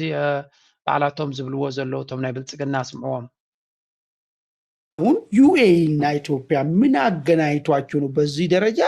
አንዳችን የአንዳችንን ግዛት አንድነት እንጠብቃለን ወደሚለው ስምምነት ላይ መጡበት ምን ነገር ስናይ እስቲ ሱዳን ውስጥ ዩኤኢ ምንድነው ያላት ፍላጎት የሚል አንድ ሁለት ነጥቦችን ላንሳለን አንደኛ ፈጥሮ ደራሹ ተቆጣጥሮ ያለው ቦታ በአብዛኛው ወርቅ የሚወጣበት ቦታ ነው ወርቅ ደግሞ በአብዛኛው ወደ ዱባይ ሄዶ እንደሚሸጥና በዩኤኢ ቁጥጥር ስር እንዳለ የሪሶርስ ጥያቄ ፍላጎት እንዳለ ጥቅም ጥቅም እንዳለ ይታወቃል። ይሄ የኢኮኖሚ ጥቅሙ ነው። ፖለቲካሊ ግን ዩኤኢ የተዳከመ ሱዳን እንዲኖር ትፈልጋለች። በተለይ ይሄ መካከለኛው የሱዳን ፖለቲከኞች ኢሊቶች የሚፈልቁበት የካርቱም አካባቢ እነዚህና አልቡራን ሶንታይም ዝብል ዘለው እዞም ብልጽግና ብሓፈሻ ከም ትሪእዎ ዘለኹም ዳርጋ እቲ ፕሮፓጋንዳ ናይ ብልጽግና ሞር ናብ ምንታይ ገፁ ወዲቑሎ ኣብዚ እዋን ዝመስለኩም ናብ ረሴፍ ገፅና ክንፅጋዕ ኣለና እዮም ዝብሉ ዘለው ብዙሓት ፕሮፓጋንዲስትስ ናይ ብልጽግና መንግስቲ ሱዳን ምስ ረሴፍ ክሰለፍ ምስቲ ዳዕመ ሰሪዕ ክሰለፍ ክኽእል ኣሎ ምስ እኮ ተሰሊፉ ዘሎ ግን ሞር ወግዓዊ ጌርና ዋላ ኣብቲ ኩናት ክንሳተፍ ኣለና ዝዓይነቱ ዘረባ ኢና ንሰምዕ ዘለና ናብ ርግፅ ብልጽግና ወይ እውን ኣብይ ኣሕመድ ክገብሮ እዩ ዝብል ገምጋም የለን ባይ ዘ ወይ ናይ ብልጽግና መራሒ ቀጥታ ናብ ኢማራት ከይዱ ከም ዘሎ ወይ እውን ሕቡእ መገሻ ገይሩ ክተመሊሱ ክኸውን ከም ዝኽእል ዝግለፅ ሓበሬታ እውን ኣሎ ድሕሪ ጅቡቲ ቀጥታ ናብኡ ገፁ ከም ዝኸደ እዩ ዝንገር ዘሎ ብዝኾነ ከም ትሪእዎ ዘለኹም ኢማራት ዝተዳኸመት ሱዳን እዮም ዝደልዩ ነይሮም ዝተዳኸመት ሱዳን ድማ መንግስቲ ሱዳን ኣፀቢቑ ንሃገሩ ዘይቋፀር ኢሌጂቲሜት መንግስቲ ክኸውን እሞ እቲ ሃገር ንኽትመቕላ ዝበለፀ ምክንያት ንክኸውን ዝገበርዎ ኩነታት ኢና ንርኢ ዘለና መንግስቲ ሱዳን ናብ ካርቱም ዝመፅእ ዘሎ ድማ ኤግዛክትሊ ዲ ኦፖዚት ኤም እዩ ቀንዲ ዕላማ ናቱ ነቲ ተዳኺሙ ሱዳን ሃገር ክትከውን ኣይትኽእልን እያ ኢላ ኢማራት ክትተኣታትዎ ትሓስብ ዝነበረት ኩነታት ነቲ ሎጂክ እቲ ንምቕልባስ የስ ንኽእል ኢና ሃገርና ክንሃንፅ ንኽእል ኢና ሃገርና ሓድነት ዘለዋ ሉላውነታዊ ሒሳ ክትከይድ ትኽእል ሃገር ክንከውን ንኽእል ኢና ንዝብል ከዓ ሱዳን እቲ መንግስቲ ሱዳን ናብኡ እዩ ኣተኪሩ ዝኸይድ ዘሎ ስለዚ እቲ ቅልስ ትርእይዎ ኣለኹም ናይ ናራቲቭ ሞስሊም ብራዘርሁድ እቲ መንግስቲ ደገለዶ ተባሂሉ ዝኽሰስ ብወገን ኢማራት ኣሎ ተገምጢሉ ድማ እዚ ንሪኦ ዘለና ሰራዊት ናይ ሱዳን ድማ ኖ ንሕና ሲቪላዊ መንግስቲ ኣለና ብሲቪላዊ ምሕደራ ንመሓደር ሃገር ኢና ሃገርና ከነመሓድርን ሃገርና ከነማዕብልን እንኽእል ኢና ዝብል ድማ ንሳቶም ብዘረባ ጥራይ ዘይኮነስ ብተግባር እውን ንሪኦ ኣለና ካብኡ ፍልይ ብዝበለ ናይ የመን ካብ ምንታይ በፂሑ ኢሎ ንርአ civil strife. But in a matter of hours, the separatists lost control of all the territory they held. It follows a military intervention carried out by Saudi Arabia to stop what it called a threat to its national security. In a statement issued in Riyadh, the STC announced the movement's full dissolution. Saudi Arabia is now planning a conference of the main political factions and players. Billboards across Aden. ከም ትሪእዎ ዘለኹም ኣብ ጉዳይ ናይ የመን እውን እንተኾነ እቲ ምዕባለታት ካብ ወታደራዊ ኩነታት ናብ ፖለቲካዊ መስርሕ ተቐይሩ ከም ዘሎ ኢና ንርኢ ዘለና ስዑድ ዓረብ ነቲ ጉዳይ ናይ ሱዳን ናይ የመን ማለት እዩ ወታደራዊ ስጉምቲ እኳ ምዕራፍ ተገበረትሉ ብወታደራዊ ቅልጥም ክውዳእ ዝኽእል ከም ዘይኮነ ግን ፈሊጣ ፖለቲካዊ ኮንፈረንስን ፖለቲካዊ ዲስካሽንስን ጀሚራ ኣላ ኩላቶም ሓይልታት ናይ የመን ድማ ብሓደ ኮፍ ኢሎም ተዘራሪቦም መንግስቲ ናቶም ንክቆሙን ናይ ምስግጋር መስርሕ ናብ ሲቪላዊ መንገዲ ንምስጋሩ ነቲ ስልጣን ወይ እውን ብሓደ ተረዳዲኦም ነቲ ሃገሮም ከመሓድርሉ ዝኽእሉ መንገዲ ንምፍጣርን ስዑድያ ኣብኡ ትደፍእ ከም ዘላ እዩ ዝንገር ዘሎ ስለዚ እዚ ሕጂ ንሪኦ ዘለና መስርሕ ኣብ ሱዳን ናብ ፖለቲካዊ መስርሕ እውን ዝረአ ዘሎ ኣብ የመን እውን ተመሳሳሊ ኢና ንርኢ ዘለና ኩሉ ነገር ብወታደራዊ ኩነታት ጥራይ ክቕየር ዝኽእል ከም ዘይኮነ እንታይ ዳ ነቲ ወታደራዊ ሓይሊ ከተምፅኦ ትኽእለውቲ ናብ ፖለቲካዊ መስርሕ ክትቅይሮ ክትክእል ኣለካ ዝብል ኣካይዳ ኢና ንርኢ ዘለና ንስዑድ ዓረብ ድማ ልክዕ ከም ትሪእዎ ዘለኹም 1300 ኪሎ ሜትር ዶብ ኣለዋ ምስ የመን ስለዚ እዚ ጉዳይ እዚ ብማዕዶ ክርእይዎ ዝኽእሉ ወይ እውን ንኢማራት ድሌታ ክትገብር ክገድፍዎ ዝኽእሉ ጉዳይ ኣይኮነ it's a very serious threat ንዓታቶም ስለዚ ነዚ ጉዳይ እዚ ብወታደራውን ፖለቲካውን መፍትሒ ክገብርሉ ከም ዘለዎምን ነቲ ናይ ወታደራዊ ቅልፅም ናይ የመን ንምህናፅ ድማ ኩሉ ዓይነት ሎጂስቲካዊ ሰፖርት ክገብሩ እንኮላይ ምስ ካልኦት ሃገራት ብፍላይ ምስ በዓል ዑማን ከምኡውን ምስ ቀጠር ብቐጥታ ትሰርሕ ከም ዘላ ዝገልፅ ሓበሬታ እውን ኣብ ሶሻል ሚድያ ክዘውር ንርኢ ኣለና ስለዚ እዚ ጉዳይ እዚ ናይ ብሓቂ ኣገራሚ እናኾነ ዝመፅእ ዘሎ እዩ እታ የመን ትበሃል ኣብዚ እዋን እዚ ነዚያ ትመስል ዘላ እዚ ብጫ ኮይኑ ዘሎ መንግስቲ የመን ምስ ስዑድያ ዝተሓባበር ዘሎ ዝቋፀሮ ዘሎ እዩ ኢማራት ድማ እቲ ዝኸፈ ስዕረት ዘጋጠማ ኮይና ዘላ ክሳብ ሕጂ ናው እቲ ጉዳይ ተወዲዩሉ ማለት ኣይኮነን ንኣብነት ኣብ ሚድያ እስራኤል እንታይ ይዝረብ ኣሎ ሓንቲ ከስማዓኩም እዛ ዘረባ እዚኣ ድማ ሓንቲ ካብቲ ኢማራት ብዙሕ ግዜ ዝተጠቀመትሉ እዩ ነቲ ኩነታት ንኣሜሪካ ንምእማን 2 decades, the U.S. has viewed Yemen through a counterterrorism lens, not because of politics or diplomacy, but because Yemen has been the primary base of Al-Qaeda in the Arabian Peninsula and the branch of Al-Qaeda that has been the one most focused on attacking the United States. And this fight has really never been carried out by the U.S. Alone only against Al-Qaeda in the Arabian Peninsula. For much of the last decade, Washington's most effective partners in that effort have been countries like the United Arab Emirates. And becomes, what does that mean? Sometimes ዝብሉ ዘለው ሓደ ካብቲ ፖለቲካል እስላም ዝበሃል ስነ መጎት ወይ እውን ግብረ ሽበራዊ ራዲካል እስላም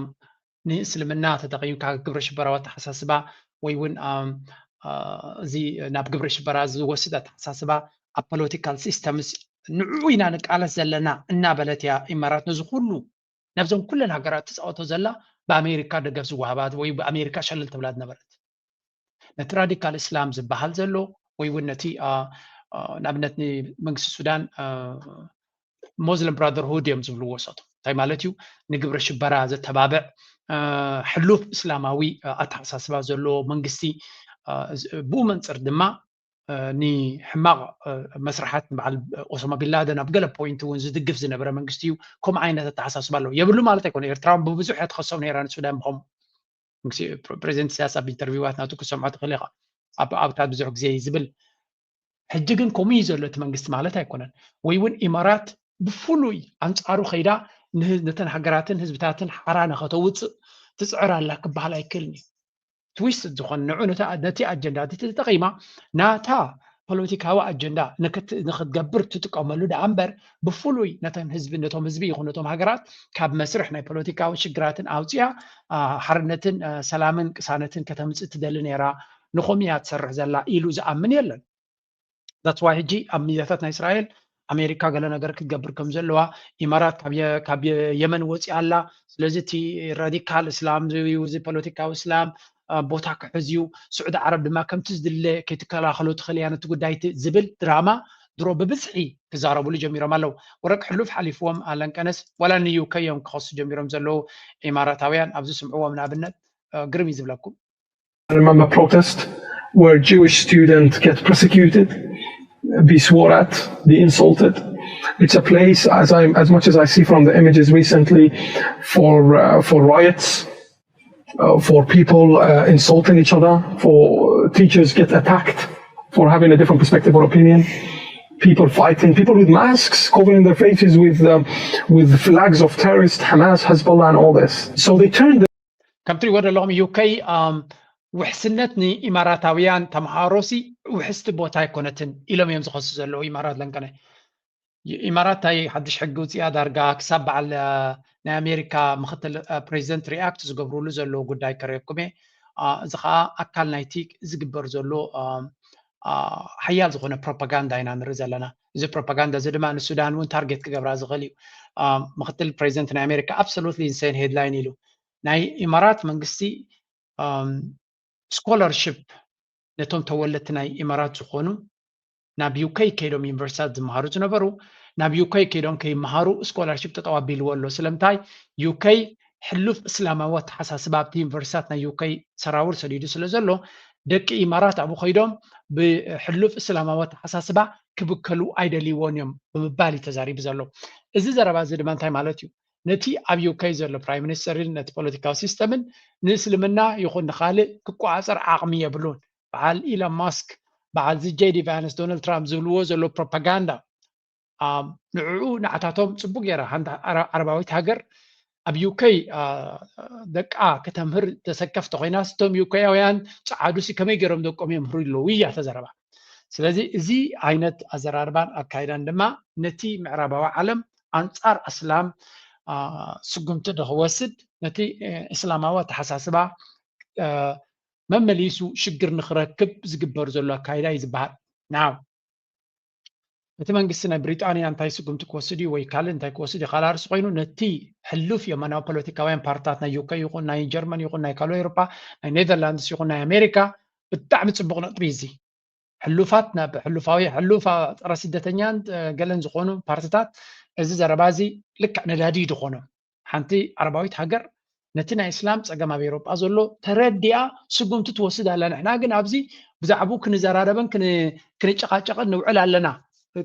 بفيديو مثلا كاتبوك يرمي يردوا مالو نحنا إسلام كلنا نتسجم نحنا نفلطة يمزلوهم زلوا. The place of education and knowledge to a war zone. When that happens, your civilization is either going down or it's breaking, and it's breaking under your observation. So سلطانا ناتكم بزح جزء كنتات ناب حدا قاعد يزخيد زلو منقصاتكم جن بزح كساك ندو أفلتو زلوهم سلزي كونن نتكنتات شلايري ولو نابليهم كم زي حوسي يباج أولهم زلو but this is going to be another situation أبتك كبابينا مالتي أنتي فيديو زلاك بكمو باقيرنا هنود and the State Department are really focused just on those security issues and leaving the internal dynamics to the Yemenis. I'm not sure that's wise because, as Ferreira was just saying, if you just let the situation drift, it's headed for intensified war. You know, one thing about the SDC is that it was the largest and most capable organization in the South, so it had the best shot at consolidating the various strands of politics and cultural aspirations in the South, and it will still remain there. But when you pull it out of the equation, then there's the threat of even more destabilization. But from Washington's perspective, that's not what they're focused on. I think what they might also be thinking about is the security situation on both sides of the Bab al-Mandab Strait. بحفشة انتاي يوم زبلو زلو قداينا السودان نابي قصو كخيديو انتاي كخون قداينا يمن بانتاي كخون نزبل أمريكا فوكس ناتاب كالك كم زخونا يوم زنقرو زلو تأستيسي زبحال ولو كا بزع بوتنشال تنبرونا قداي تاب حدا معلبة كبسحو نتنزل توهب عدل سلزي تتقملو أبزو وانزي أمريكا من البات من السعودية خوينا نتكونتات أب يمن دلو ترى يكونس بسجر زلو كنتات ونقول أميتا هذا معلبي كتجبر تحسب كم زلا يزن جرزلو ويون نسعودية تقف كتب كتخليها ويون نتنحقرات بمول أن ترى رادين كنبرة سلزة أبتكب أبزلواك أي ريتسي فورم زبال سعودية مورس الوازل لويا سلزة يمن دم أبتريتسي فورم يتيخا نقول أن تناوزل له هجرات بسلام كنبرة لوز خلا من قد نخفط روح تجبر تخليها أبو دما إمارات بوتاي بلان مالتشو إذا كم زيلو نهالو خلو أتلن كني أزارة بارس زولو دما كنسجر. Ethiopian Prime Minister Abiy Ahmed and Djiboutian President Ismail Omar Guelleh have held extensive high-level discussions in Djibouti, reaffirming the centrality of their strategic partnership amid shifting regional dynamics in the Horn of Africa. The talks focused on regional peace and security, economic cooperation, and the future of trade and logistics integration, underscoring the deep interdependence between the two neighboring countries. Prime Minister Abiy arrived in Djibouti on Sunday for an official visit. كم تري وزلهم برايم مينستر أبي أحمد نا إثيوبيا مالتيو دحر كندي برم بترم رم رم رم رم رم قبل دحر محقايون مخرامون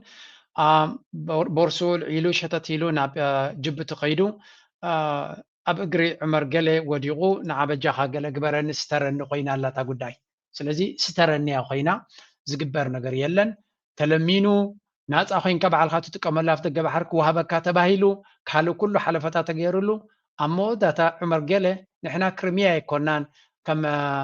كم يوكرين منتيلو راشا وسيدو زلو كم منتيل تحت وسداي تحسب بيلو بحرتها متن قطات تادما مس السعوديان مس جبتن كلتا عقدس ديلس كم زقبرن جبتن جبتن دما تاقندي كابزي كنتات أبي أحمد بعلو زبقوس الشجر تاقندي زخصبت حجر مخانا يزن الجرزلو أبي أحمد لنك أنا I don't know بإنجليش تاك كم زحسبت زبالو سمعوه to consult His Excellency Mr. President about the geopolitics of our region. We have discussed many issues on our bilateral matters as well on regional issues.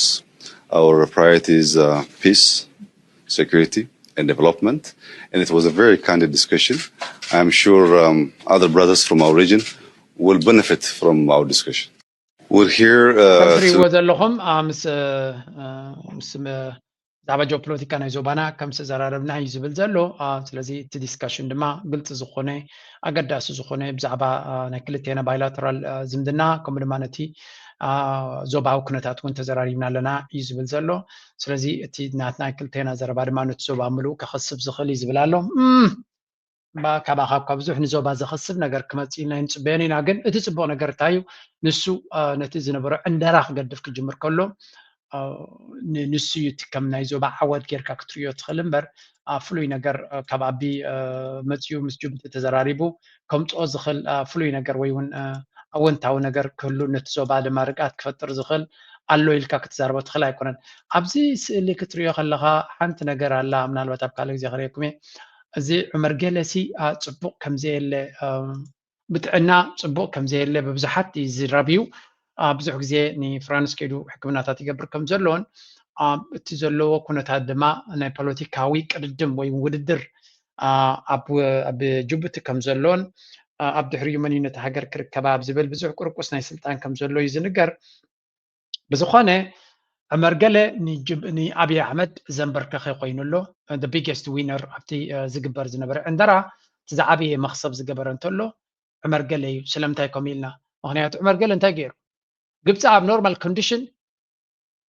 ንኣብይ ጅቡቲ ምስ ግብፂ ዲል ክትገብር ማለት ኣብይ ኣሕመድ ቦርሱ ጠርኒፉ ክገድፎም ይኽእል ኢልካ ኢኻ ትግምት። ምክንያቱ ታሪካዊ ፀላኢት ናተያ ንዝብላ ሃገር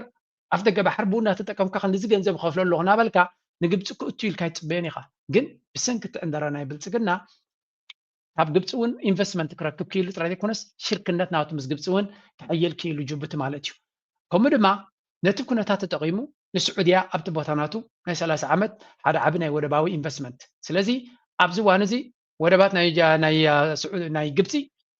ወደባት ናይ ጅቡቲ ብክልተ ኣገደስቲ ሓይልታት እዩ ተታሒዙ ዘሎ። እቲ ዝዓበየ ወደብ ብቻይና which is the biggest investor of Ethiopia. እቲ ካልኣይ ድማ ብስዑድያ which is the biggest partner as well. ስለዚ ነቶም ክልተ ኣገደስቲ ዓበይቲ ፓርትነርስ ናይ ቢዝነስ ፓርትነርስ ዝኾኑ ናይ ኢትዮጵያ ስዑድያን ቻይናን ክልቲኦም ኣብ ወደባት ናቱ ሎክ ክገብሮም ብምኽኣሉ ንጅቡቲ ኣገዳሲ ስጉምቲ ኮይኑ ክረአይ ይኽእል እዩ። ስለዚ ጅቡቲ ነቲ ዝነበረ ሓጓፍ ናይ ብሓቂ ስኩዝ ጌራ ዝበለፀ ረብሓታት ናታ ኣውሒሳ ካብዚ ጉዳይ እዚ ዝወፀት ሃገር እያ ክንብላ ንኽእል ኢና። ልዕሊ ኩሉ ድማ የስ እቲ ናታ ሓይልታት ኣብቲ ሃገር ዝኣትዉ ዘሎ መመሊሶም እዮም ዝበዝሑ ዘሎ። ስለዚ ሜይቢ there is going to be another problem ካልእ ፀገምካ ክፍጠር ይኽእል እዩ። ንኣብነት ግብፂ ኣትዩ ለውሎ ምስ ኢትዮጵያ እንታይ ክፍጠር ይኽእል ኣብቲ ከባቢ ይነበነው ባት ኣገይን ጅቡቲ ማለት እንኮ ቁጠባ ናቶም ኣብታ ወደብ ናቶም ዝምርኮስ ቁጠባ እዩ ዘለዎ። ስለዚ ነዛ ወደብ እዚኣ ከመይ ጌርካ ማክሲማም ክትጥቀመላ ትኽእል ማክሲማም ሌቨሬጅ ክትጥቀመላ ትኽእል እዩ። ናይ ጂኦፖለቲካ ቅድድም ድማ ንጅቡቲ ዝበለፀ ዕድል እዩ ዝፍጠረሎም። ምክንያቱ ባቤል መንደብ ኣብ ገዝኦም ስለ ዘሎ ብስግሮም ዘሎ የመን ድማ ርግኣት ስለ ዘይረኸበ ዳርጋ ብዓብዩ ናይቲ ብምሉእ ኩነታት ጅቡቲ እያ ትበልዖ ዘላ ክበሃል ይከኣል። ብወገነ ኤርትራ ዓሰብ ስለ ዘሎ ኣብ ዓሰብ ዝኾነ ይኹን ዲል ናይ ንግዲ ይኹን ናይ ገለ ስለዘይተጀመረ ዘሎ ጅቡቲ ዳርጋ ብምሉእ ንናይ ሶማሊላንድ እውን እንተኾነ ፅቡቅ ገይሩ እቲ ፕሮጀክት እቲ ንቅድሚት ከምዘይከይድ ብጀካ እስራኤል ካልእ ክኣትዎ ከምዘይክእል ዳርጋ ብሕብረት ኣፍሪካ ይኹን ብዓረብ ሊግ ይኹን ከምኡ ድማ ሕጂ ድማ በቲ ናይ ሃገራት ናይ እስላም ኣብ ስዑድያን ኣብ ጅዳን ብዝገበርዎ ጉዳይ ዳርጋ ዓብይ ፅፍዒት ነታ ሶማሊላንድ ከምዘጋጥማ ብምግባር ጅቡቲ ቦትኡ ኣውሒሱ ይወፅእ ኣሎ። ንዓና ብግደ ፀጥታ ክንሪኦ ከለና ኩሉ እቲ ዝገብሮ ዘሎ ዋላ እኳ ንጅቡቲ ዘርብሕ ተኾነ ንዓና ፅቡቅ እዩ። ፅቡቅ ጅቡቲ ጎረቤትና እዩ። ነዚ ብልፅግና ዝበሃል ናብ ንኢማራት መጋበርያ ንክገብር ናብትን ዝላኽዖ ዝነበረ መስመሩ ሒዙ ናብ ጅቡቲ በስማም ኢሉ ብጅቡቲ ከም ዝኸይድ ክትገብሮ ከላ ዋላ እኳ ጅቡቲ ትዕወት ዘላ እንተመሰለ ነቲ ብልፅግና ግን መስመሩ ተትሕዞ ስለ ዘላ እውን ኣብኡ እውን ፅቡቅ እዩ። ምስ ግብፂ ድማ ኤርትራ ፅቡቅ ሽርክነት እውን ምስ ስዑድያ እውን ሽርክነት ስለትገብር ዘላ እቲ ጉዳይ እቲ ንኤርትራ እውን ብዓይኒ ሴኪሪቲ ክረአ ከሎ ፅቡቅ ዝኾነ ውፅኢት ዘለዎ እዩ። ብሓፈሻ ኩሉ እዚ ንሪኦ ዘለና ኣብይ ኣሕመድ ሕማቅ ስዕረት ከም ዝገጠሞ እዩ ዝንገር ዘሎ። ግብፃውያን ነቲ ኩነታት ዝዕዘብዎ ዘለዉ ድማ እንታይ ኢሎም ወሪዛት እዚኣ ነርና ግብፃውያን ኣብዚ ሓደ ግብፃዊ ከም ዝፀሓፎ ኣብይ ኣሕመድ ዝገብሮ ዘሎ ኩነታት ኩሉ መናውራ ከም ዝኾነ in what considered an attempt to counter Egyptian influence in the African Horn, Ethiopian Prime Minister Abiy Ahmed held talks in Djibouti with its President Ismail Omar Guelleh at a sensitive time amid escalating regional competition over ports and security, especially with Egypt's recent deals to develop Djibouti and Eritrean ports. ስለዚ ኣብይ ኣሕመድ ነቲ ኩነታት ንምቕያር ንግብፂ ንምእላይ ዝገበሮ ስጉምቲ ክኸውን ከም ዝኽእል እዮም ግብፃውያን ዝጥምቱ ዘለዉ። The meeting, according to official statements, focused on strengthening bilateral ties in the area of trade, logistics and development. ስለዚ ክልቲአን ሃገራት ኢትዮጵያን ጅቡትን ሽርክነት ዘለወን እየን ስለዚ ኣብ ናይ ክልቲኦም ረብሓታት ዘተኮረ ከም ዝነበረ ይዝነግር ዘሎ The visit comes weeks after Egypt raised signed the agreement to develop Djibouti ports and coincides with the broader regional tensions including Israel's recognition of Somaliland. ስለዚ እቲ አብይ አሕመድ ዝገብሮ ዘሎ ጉዳይ ግብፂ ኣብ ጅቡቲ ዕላማ ምስ ሃረመትን ዲል ምስ ገበረትን ዝግበር ዘሎ ኮይኑ ብድሕሪኡ ድማ እስራኤል ንሶማሊላንድ ኣፍልጦ ሂባ ብገምጋም ናይ ብዙሓት አብይ አሕመድ ንሶማሊላንድ ኣፍልጦ ሂቡ ንጅቡቲ ጉሒፉ ብበርበራ ክጥቀም ይኽእል እዩ ዝብል ገምጋሚ ነይሩ ንኩሉ ገዲፉ ግን ተንበርኪኹ ናብ የመን ናብ ጅቡቲ ይምለስ ኣሎ ገለገለ ኢትዮጵያውያን እንታይ ክብሉ ርኢዮም ኣለኹም ምናልባት አብይ አሕመድ ኣብዚ እዋን እዚ ስለዘይዋፅኦ ተንበርኪኹ ኢዱ ክብ ክኽእል ኣሎ ክሳብ ናይ ጉዳይ ሶማሊላንድ ሓደ መዕለብ ዝረክብ እንተዘየለ ሕጂ ካልእ ፀገም ተፈጢሩ ዝገደደ ሽግር ክመፆ እዩ ብሱዳን ሓደ ናይ ኩናት ግንባር ተኸፊትዎ ኣሎ ምስ ኤርትራ ኣብ ወጥሩ ኣሎ ኣብ ውሽጣዊ ጉዳይ ናቱ ናይ ፋኖ ናይ ካልእን ኣለዎ ስለዚ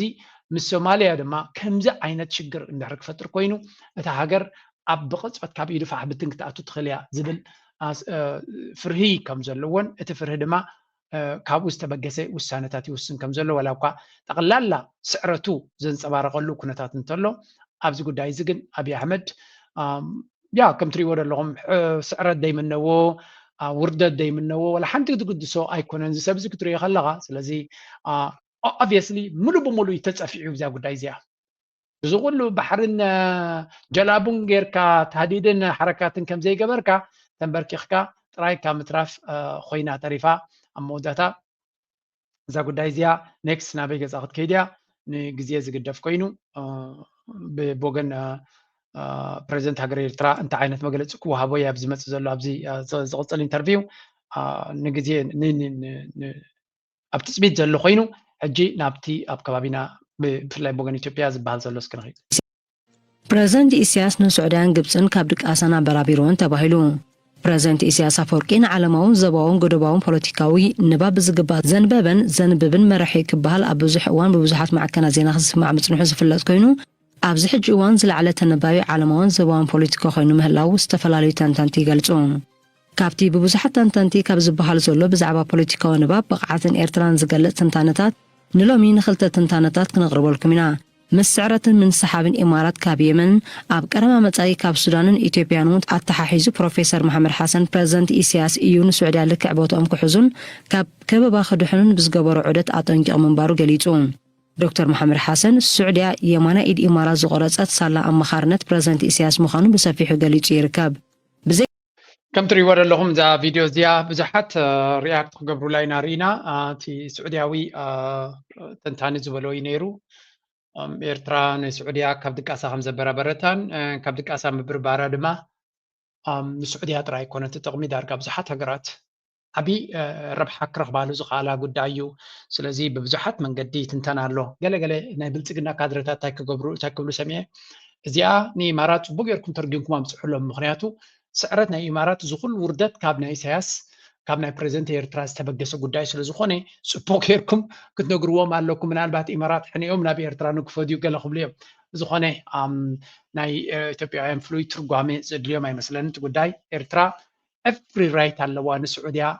ኣእሚና ስዑድያ ስጉምቲ ንክትወስድ ወይ እውን ስዑድያ ንረብሓ ክትጓየ ምክንያቱ በይና ኤርትራ ንሓደ ፀጊቡ ኣብ ከባቢና መዓሽ ሽግር ዝፈጥር ዘሎ በይና ጥራይ ክትሕመሎ ትመርፆ ጉዳይ እውን ኣይነበረን ስለዚ ንስዑድያ was a very very nice ጽቡቕ ዝኾነ ስጉምቲ ዝተወስደ ነገር ተነይሩ ምስ ስዑድያ ዝተገበረ ሽርክነትን ዝርርብን ስዑድያ ድማ ካብኡ ተበጊሶም ድዮም ዋላ ብናቶም መንገዲ ዝወሰድዎ ስጉምቲ ሓንቲ ምናልባት ንግረ መንገድኹም እንቁረብ ክስሕቁሉ ትኽእሉ ጉዳይ ከነርእየኩም ክፍትንስ ካብዚኣ ከዓ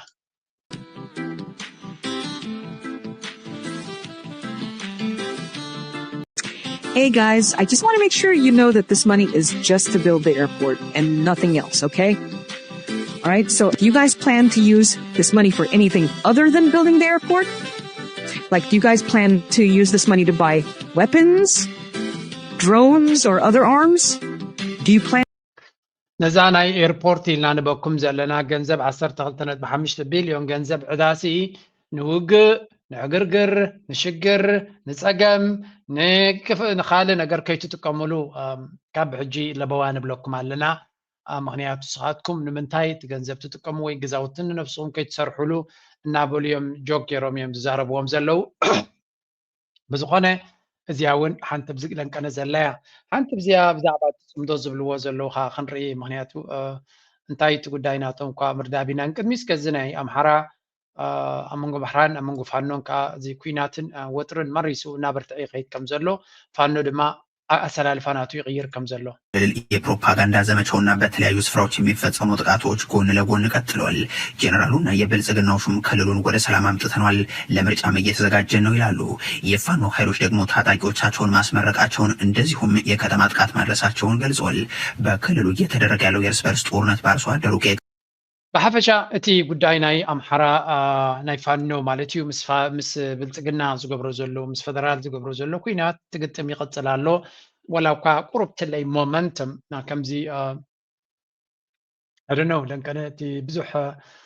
ክከታተሎ ከለኹምቲ ኣብ ቅድሚ ዝተወሰነ ግዜ ዝገብርዎ ዝነበሩ ብዙሕ ዓወታት ዝነበሮም ቁሩብ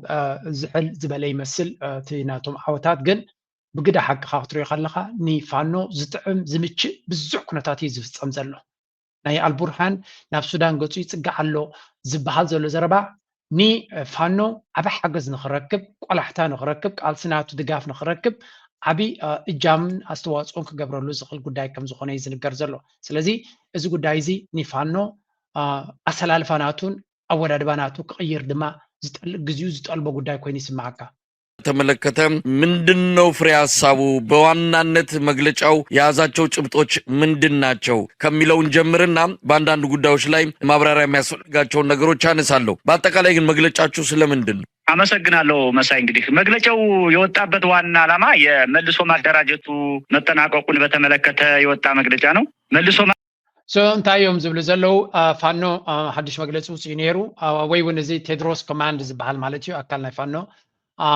ኣሰላልፋ ናቱ ክቅይር ከም ዘለዎ ወይ እውን ኣካይዳ ናቱ መመሊሱ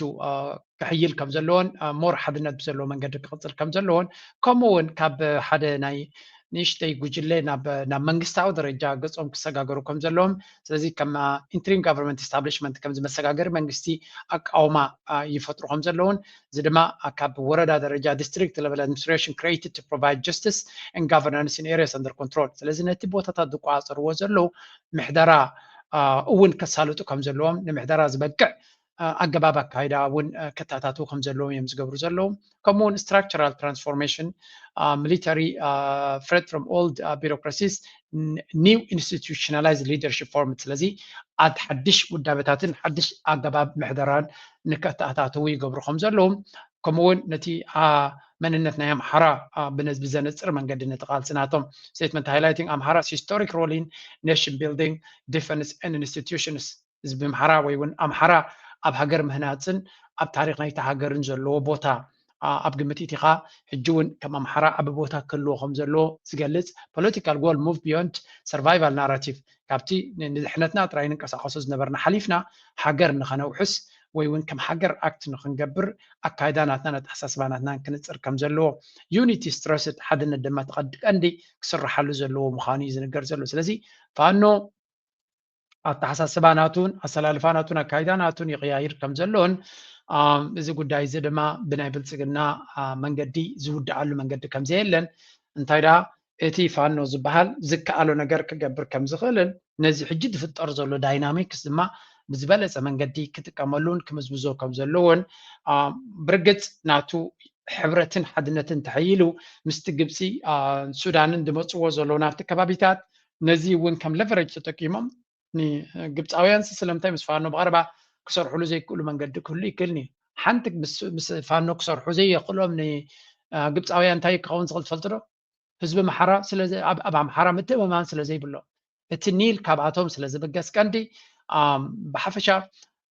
ንዓታቶም ዘሰክፍ ኩነታት ክህሉ ከም ዝኽእልን ምናልባት ምሳቶም ብግልፂ ናይ ምዝርራብ ናይ ምርድዳእ ናይ ዲስካሽን ምግባር ኣገዳሲ ኩነታት ክህሉ ከም ዝኽእልን ምስ ግብፅን ምስ ሱዳንን እንተተዘራሪቦም ምስ ኤርትራ እውን ፅቡቅ ዝምድና ክህልዎም ይኽእል እዩ ስለዚ ኣይ ቲንክ ብልፅግና ከዳኽምዎ እንድሕሪ ኮይኖም ሞር ኣላያንስስ ክገብርለዎም ልዕሊ ኩሉ ግን ኣብ መንጎኦም ዘሎ ሓድነት ክሕይሉ ክኽእሉ ኣለዎም ንዑታት ተገይሮም ድማ እቲ ናይ ብልጽግና ዘለዎ ብድሆታት ተጠቂሞም ብፍላይ ስትራቴጂካዊ ቦታ እውን ሒዞም ስለ ዘለዉ እጅ ምስ ሱዳን ሓየለት ትመፁ ዘላ ሱዳን ድማ ብልዕሊ ብልጽግናን ኣብን ሕነ ስለ ዘለዎም ነቲ ኩነታት ብቐረባ ክጥቀምሉ ዝኽእሉሉ መንገዲ እውን ክህሉ ይኽእል ይኸውን እዩ ዝኾነ ከምዚ ንሪኦ ዘለና እቲ ኩነታት ናብ ዝተፈላለየ መኣዝናት ይቀያየር ከም ዘሎ ኢና ንርኢ ሓደ ሰብ ካሎ ኣብዚ ኣፉ ኣብ ዝኸፈተ ኤርትራ ጥራይ ክነቅፍ ዝፍትን ነገር የብሉ ዘይሕጋዊ ጽምዶ ኣብ መንጎ ህዝቢ ንህዝቢ ርክብ ምንም ችግር የብሉ ጽምዶ ዝበሃል ግን ሕጋዊ ይኮነ ናይ ኩናት ስግኣት ዝፈጥር እዩ ንህዝቢ ትግራይ ብዝኾነ ይኹን መንገዲ ዝጠቕሞ ይኮነ ሕጋዊ ስለ ዘይኮነ ካልኣይ ኩላና ክንፈልጦ ዘለና ሻዕብያ ከዋግአና ክልተ ዕላማ ሒዙ ይሰርሕ ዘሎ ብሓደ ገጽ ከዋግአና ተኽኢሉ ከዋግአና እዚኣ እንተዘይኮነትሉ ድማ ምስ ማእኸላይ መንግስቲ ህዝቢ ትግራይ ክነጻጽል ዘይሰርሕ ዘሎ ስለዚ እዚ ዘይሕጋዊ ተግባር ክኹነን ክውገድ ኣለዎን ምንታይ ምእንቲ ሰላም ምእንቲ ዘላቒ ሰላም ጽምዶ ዝበሃል ነገር ኣሎ ዘይሕጋዊ ከምዛ ትሪእዋ ዘለኹም እታ ጽምዶ ኣለርጂክ እያ ትኾኖም እናርግ አይነት ነገር ነው ትርጉሙና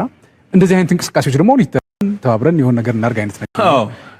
እንዋሃድ አይነት ነገር ተዋሃደን ተባብረን የሆነ ነገር እናርግ አይነት ነገር ነው ትርጉሙና እንደዚህ አይነት እንቅስቃሴዎች ደግሞ ሊደረጉ ናቸው እንደው ከዛ ጋር የተገናኘብህ ነገር የለም መጀመሪያ ስብሃት ነጋ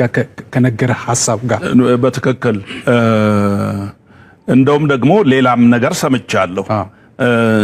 ኢንተርቪው ተጠይቀው አቶ ስብሃት ነጋ ህወሓት ማዕከላዊ ኮሚቴ ውስጥ ነው ይሁን ስራ አስፈጻሚ ውስጥ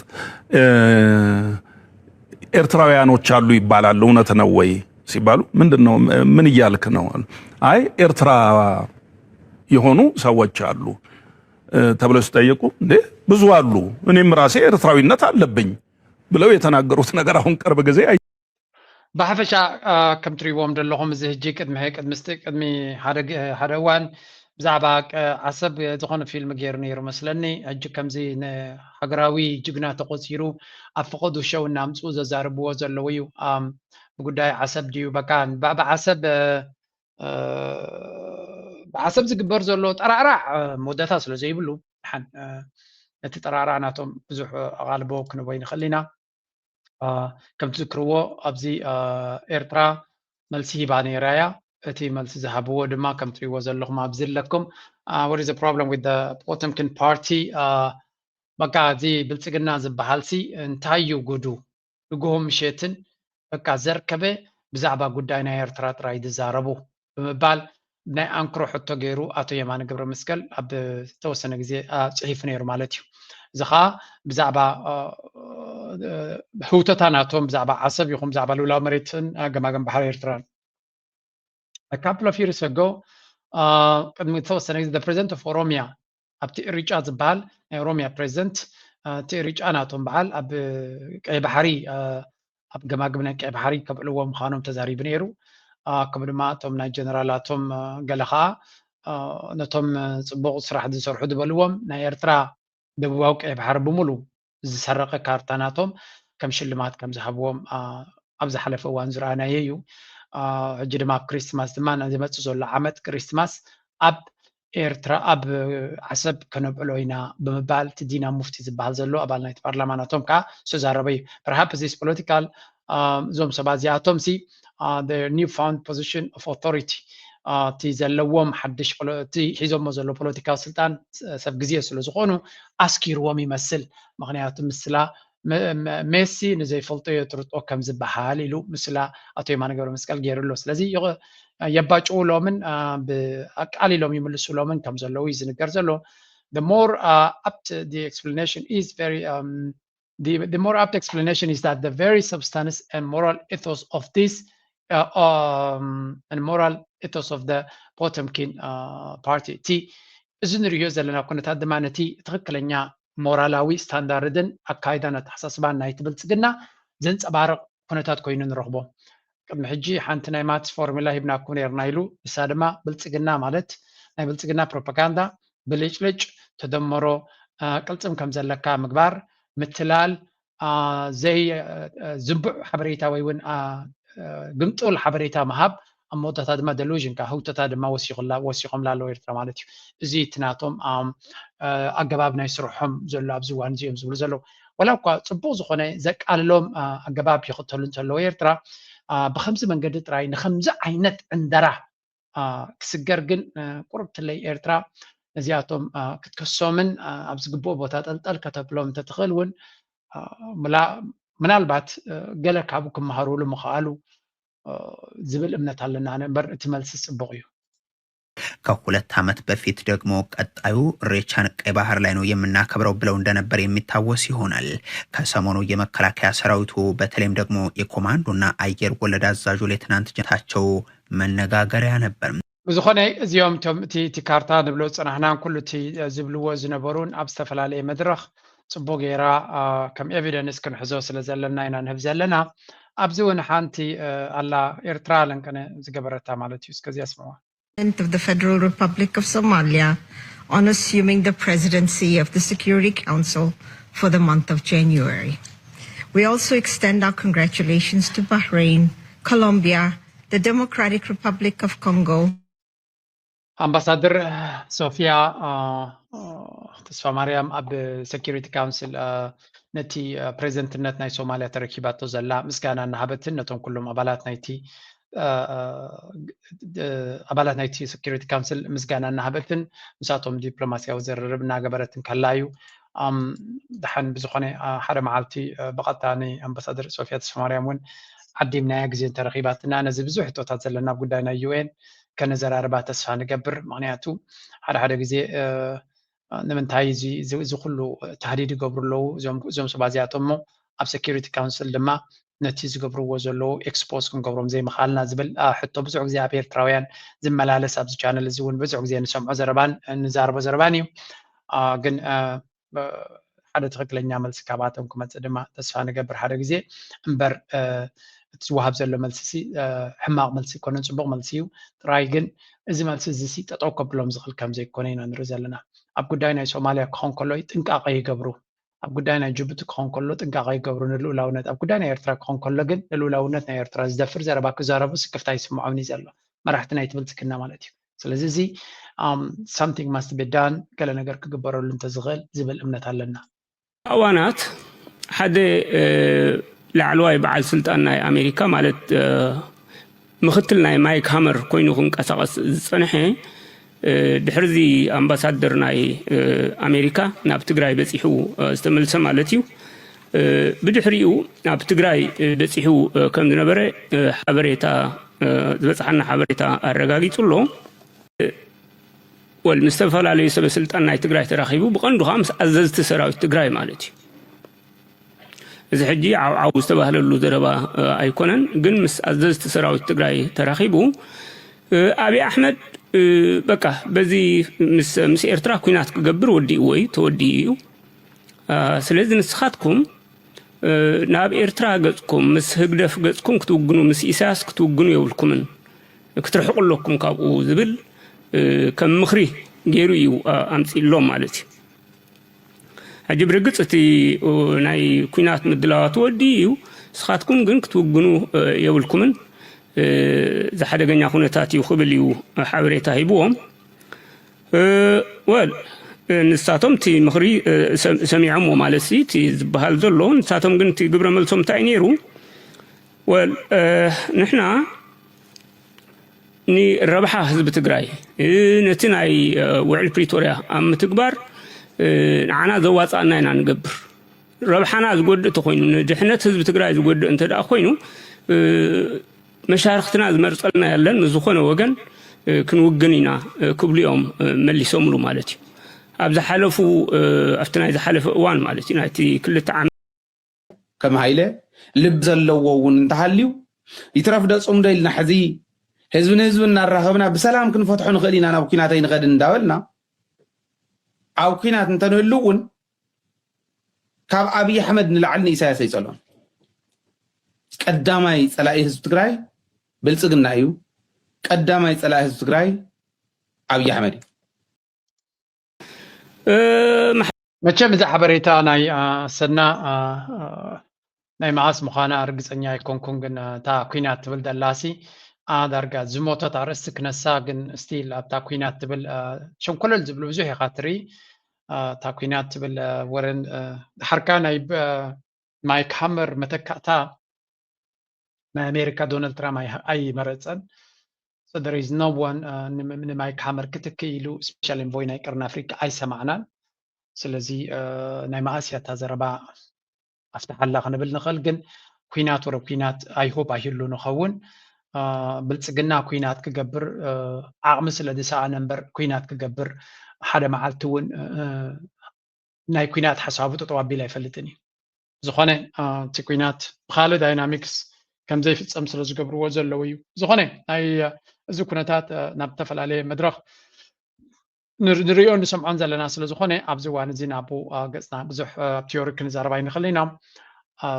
نايلومي RST أبزكن ودكم فتنينا لايك مقبار شير مقبار ريتوكم من حسابكم من كم وترو بحناس من قد قدو في نابلنا نايلومي RST أبزكن ودينا أبكال RST حساب نرخب تصبغوا مزيادة الفنقة فكم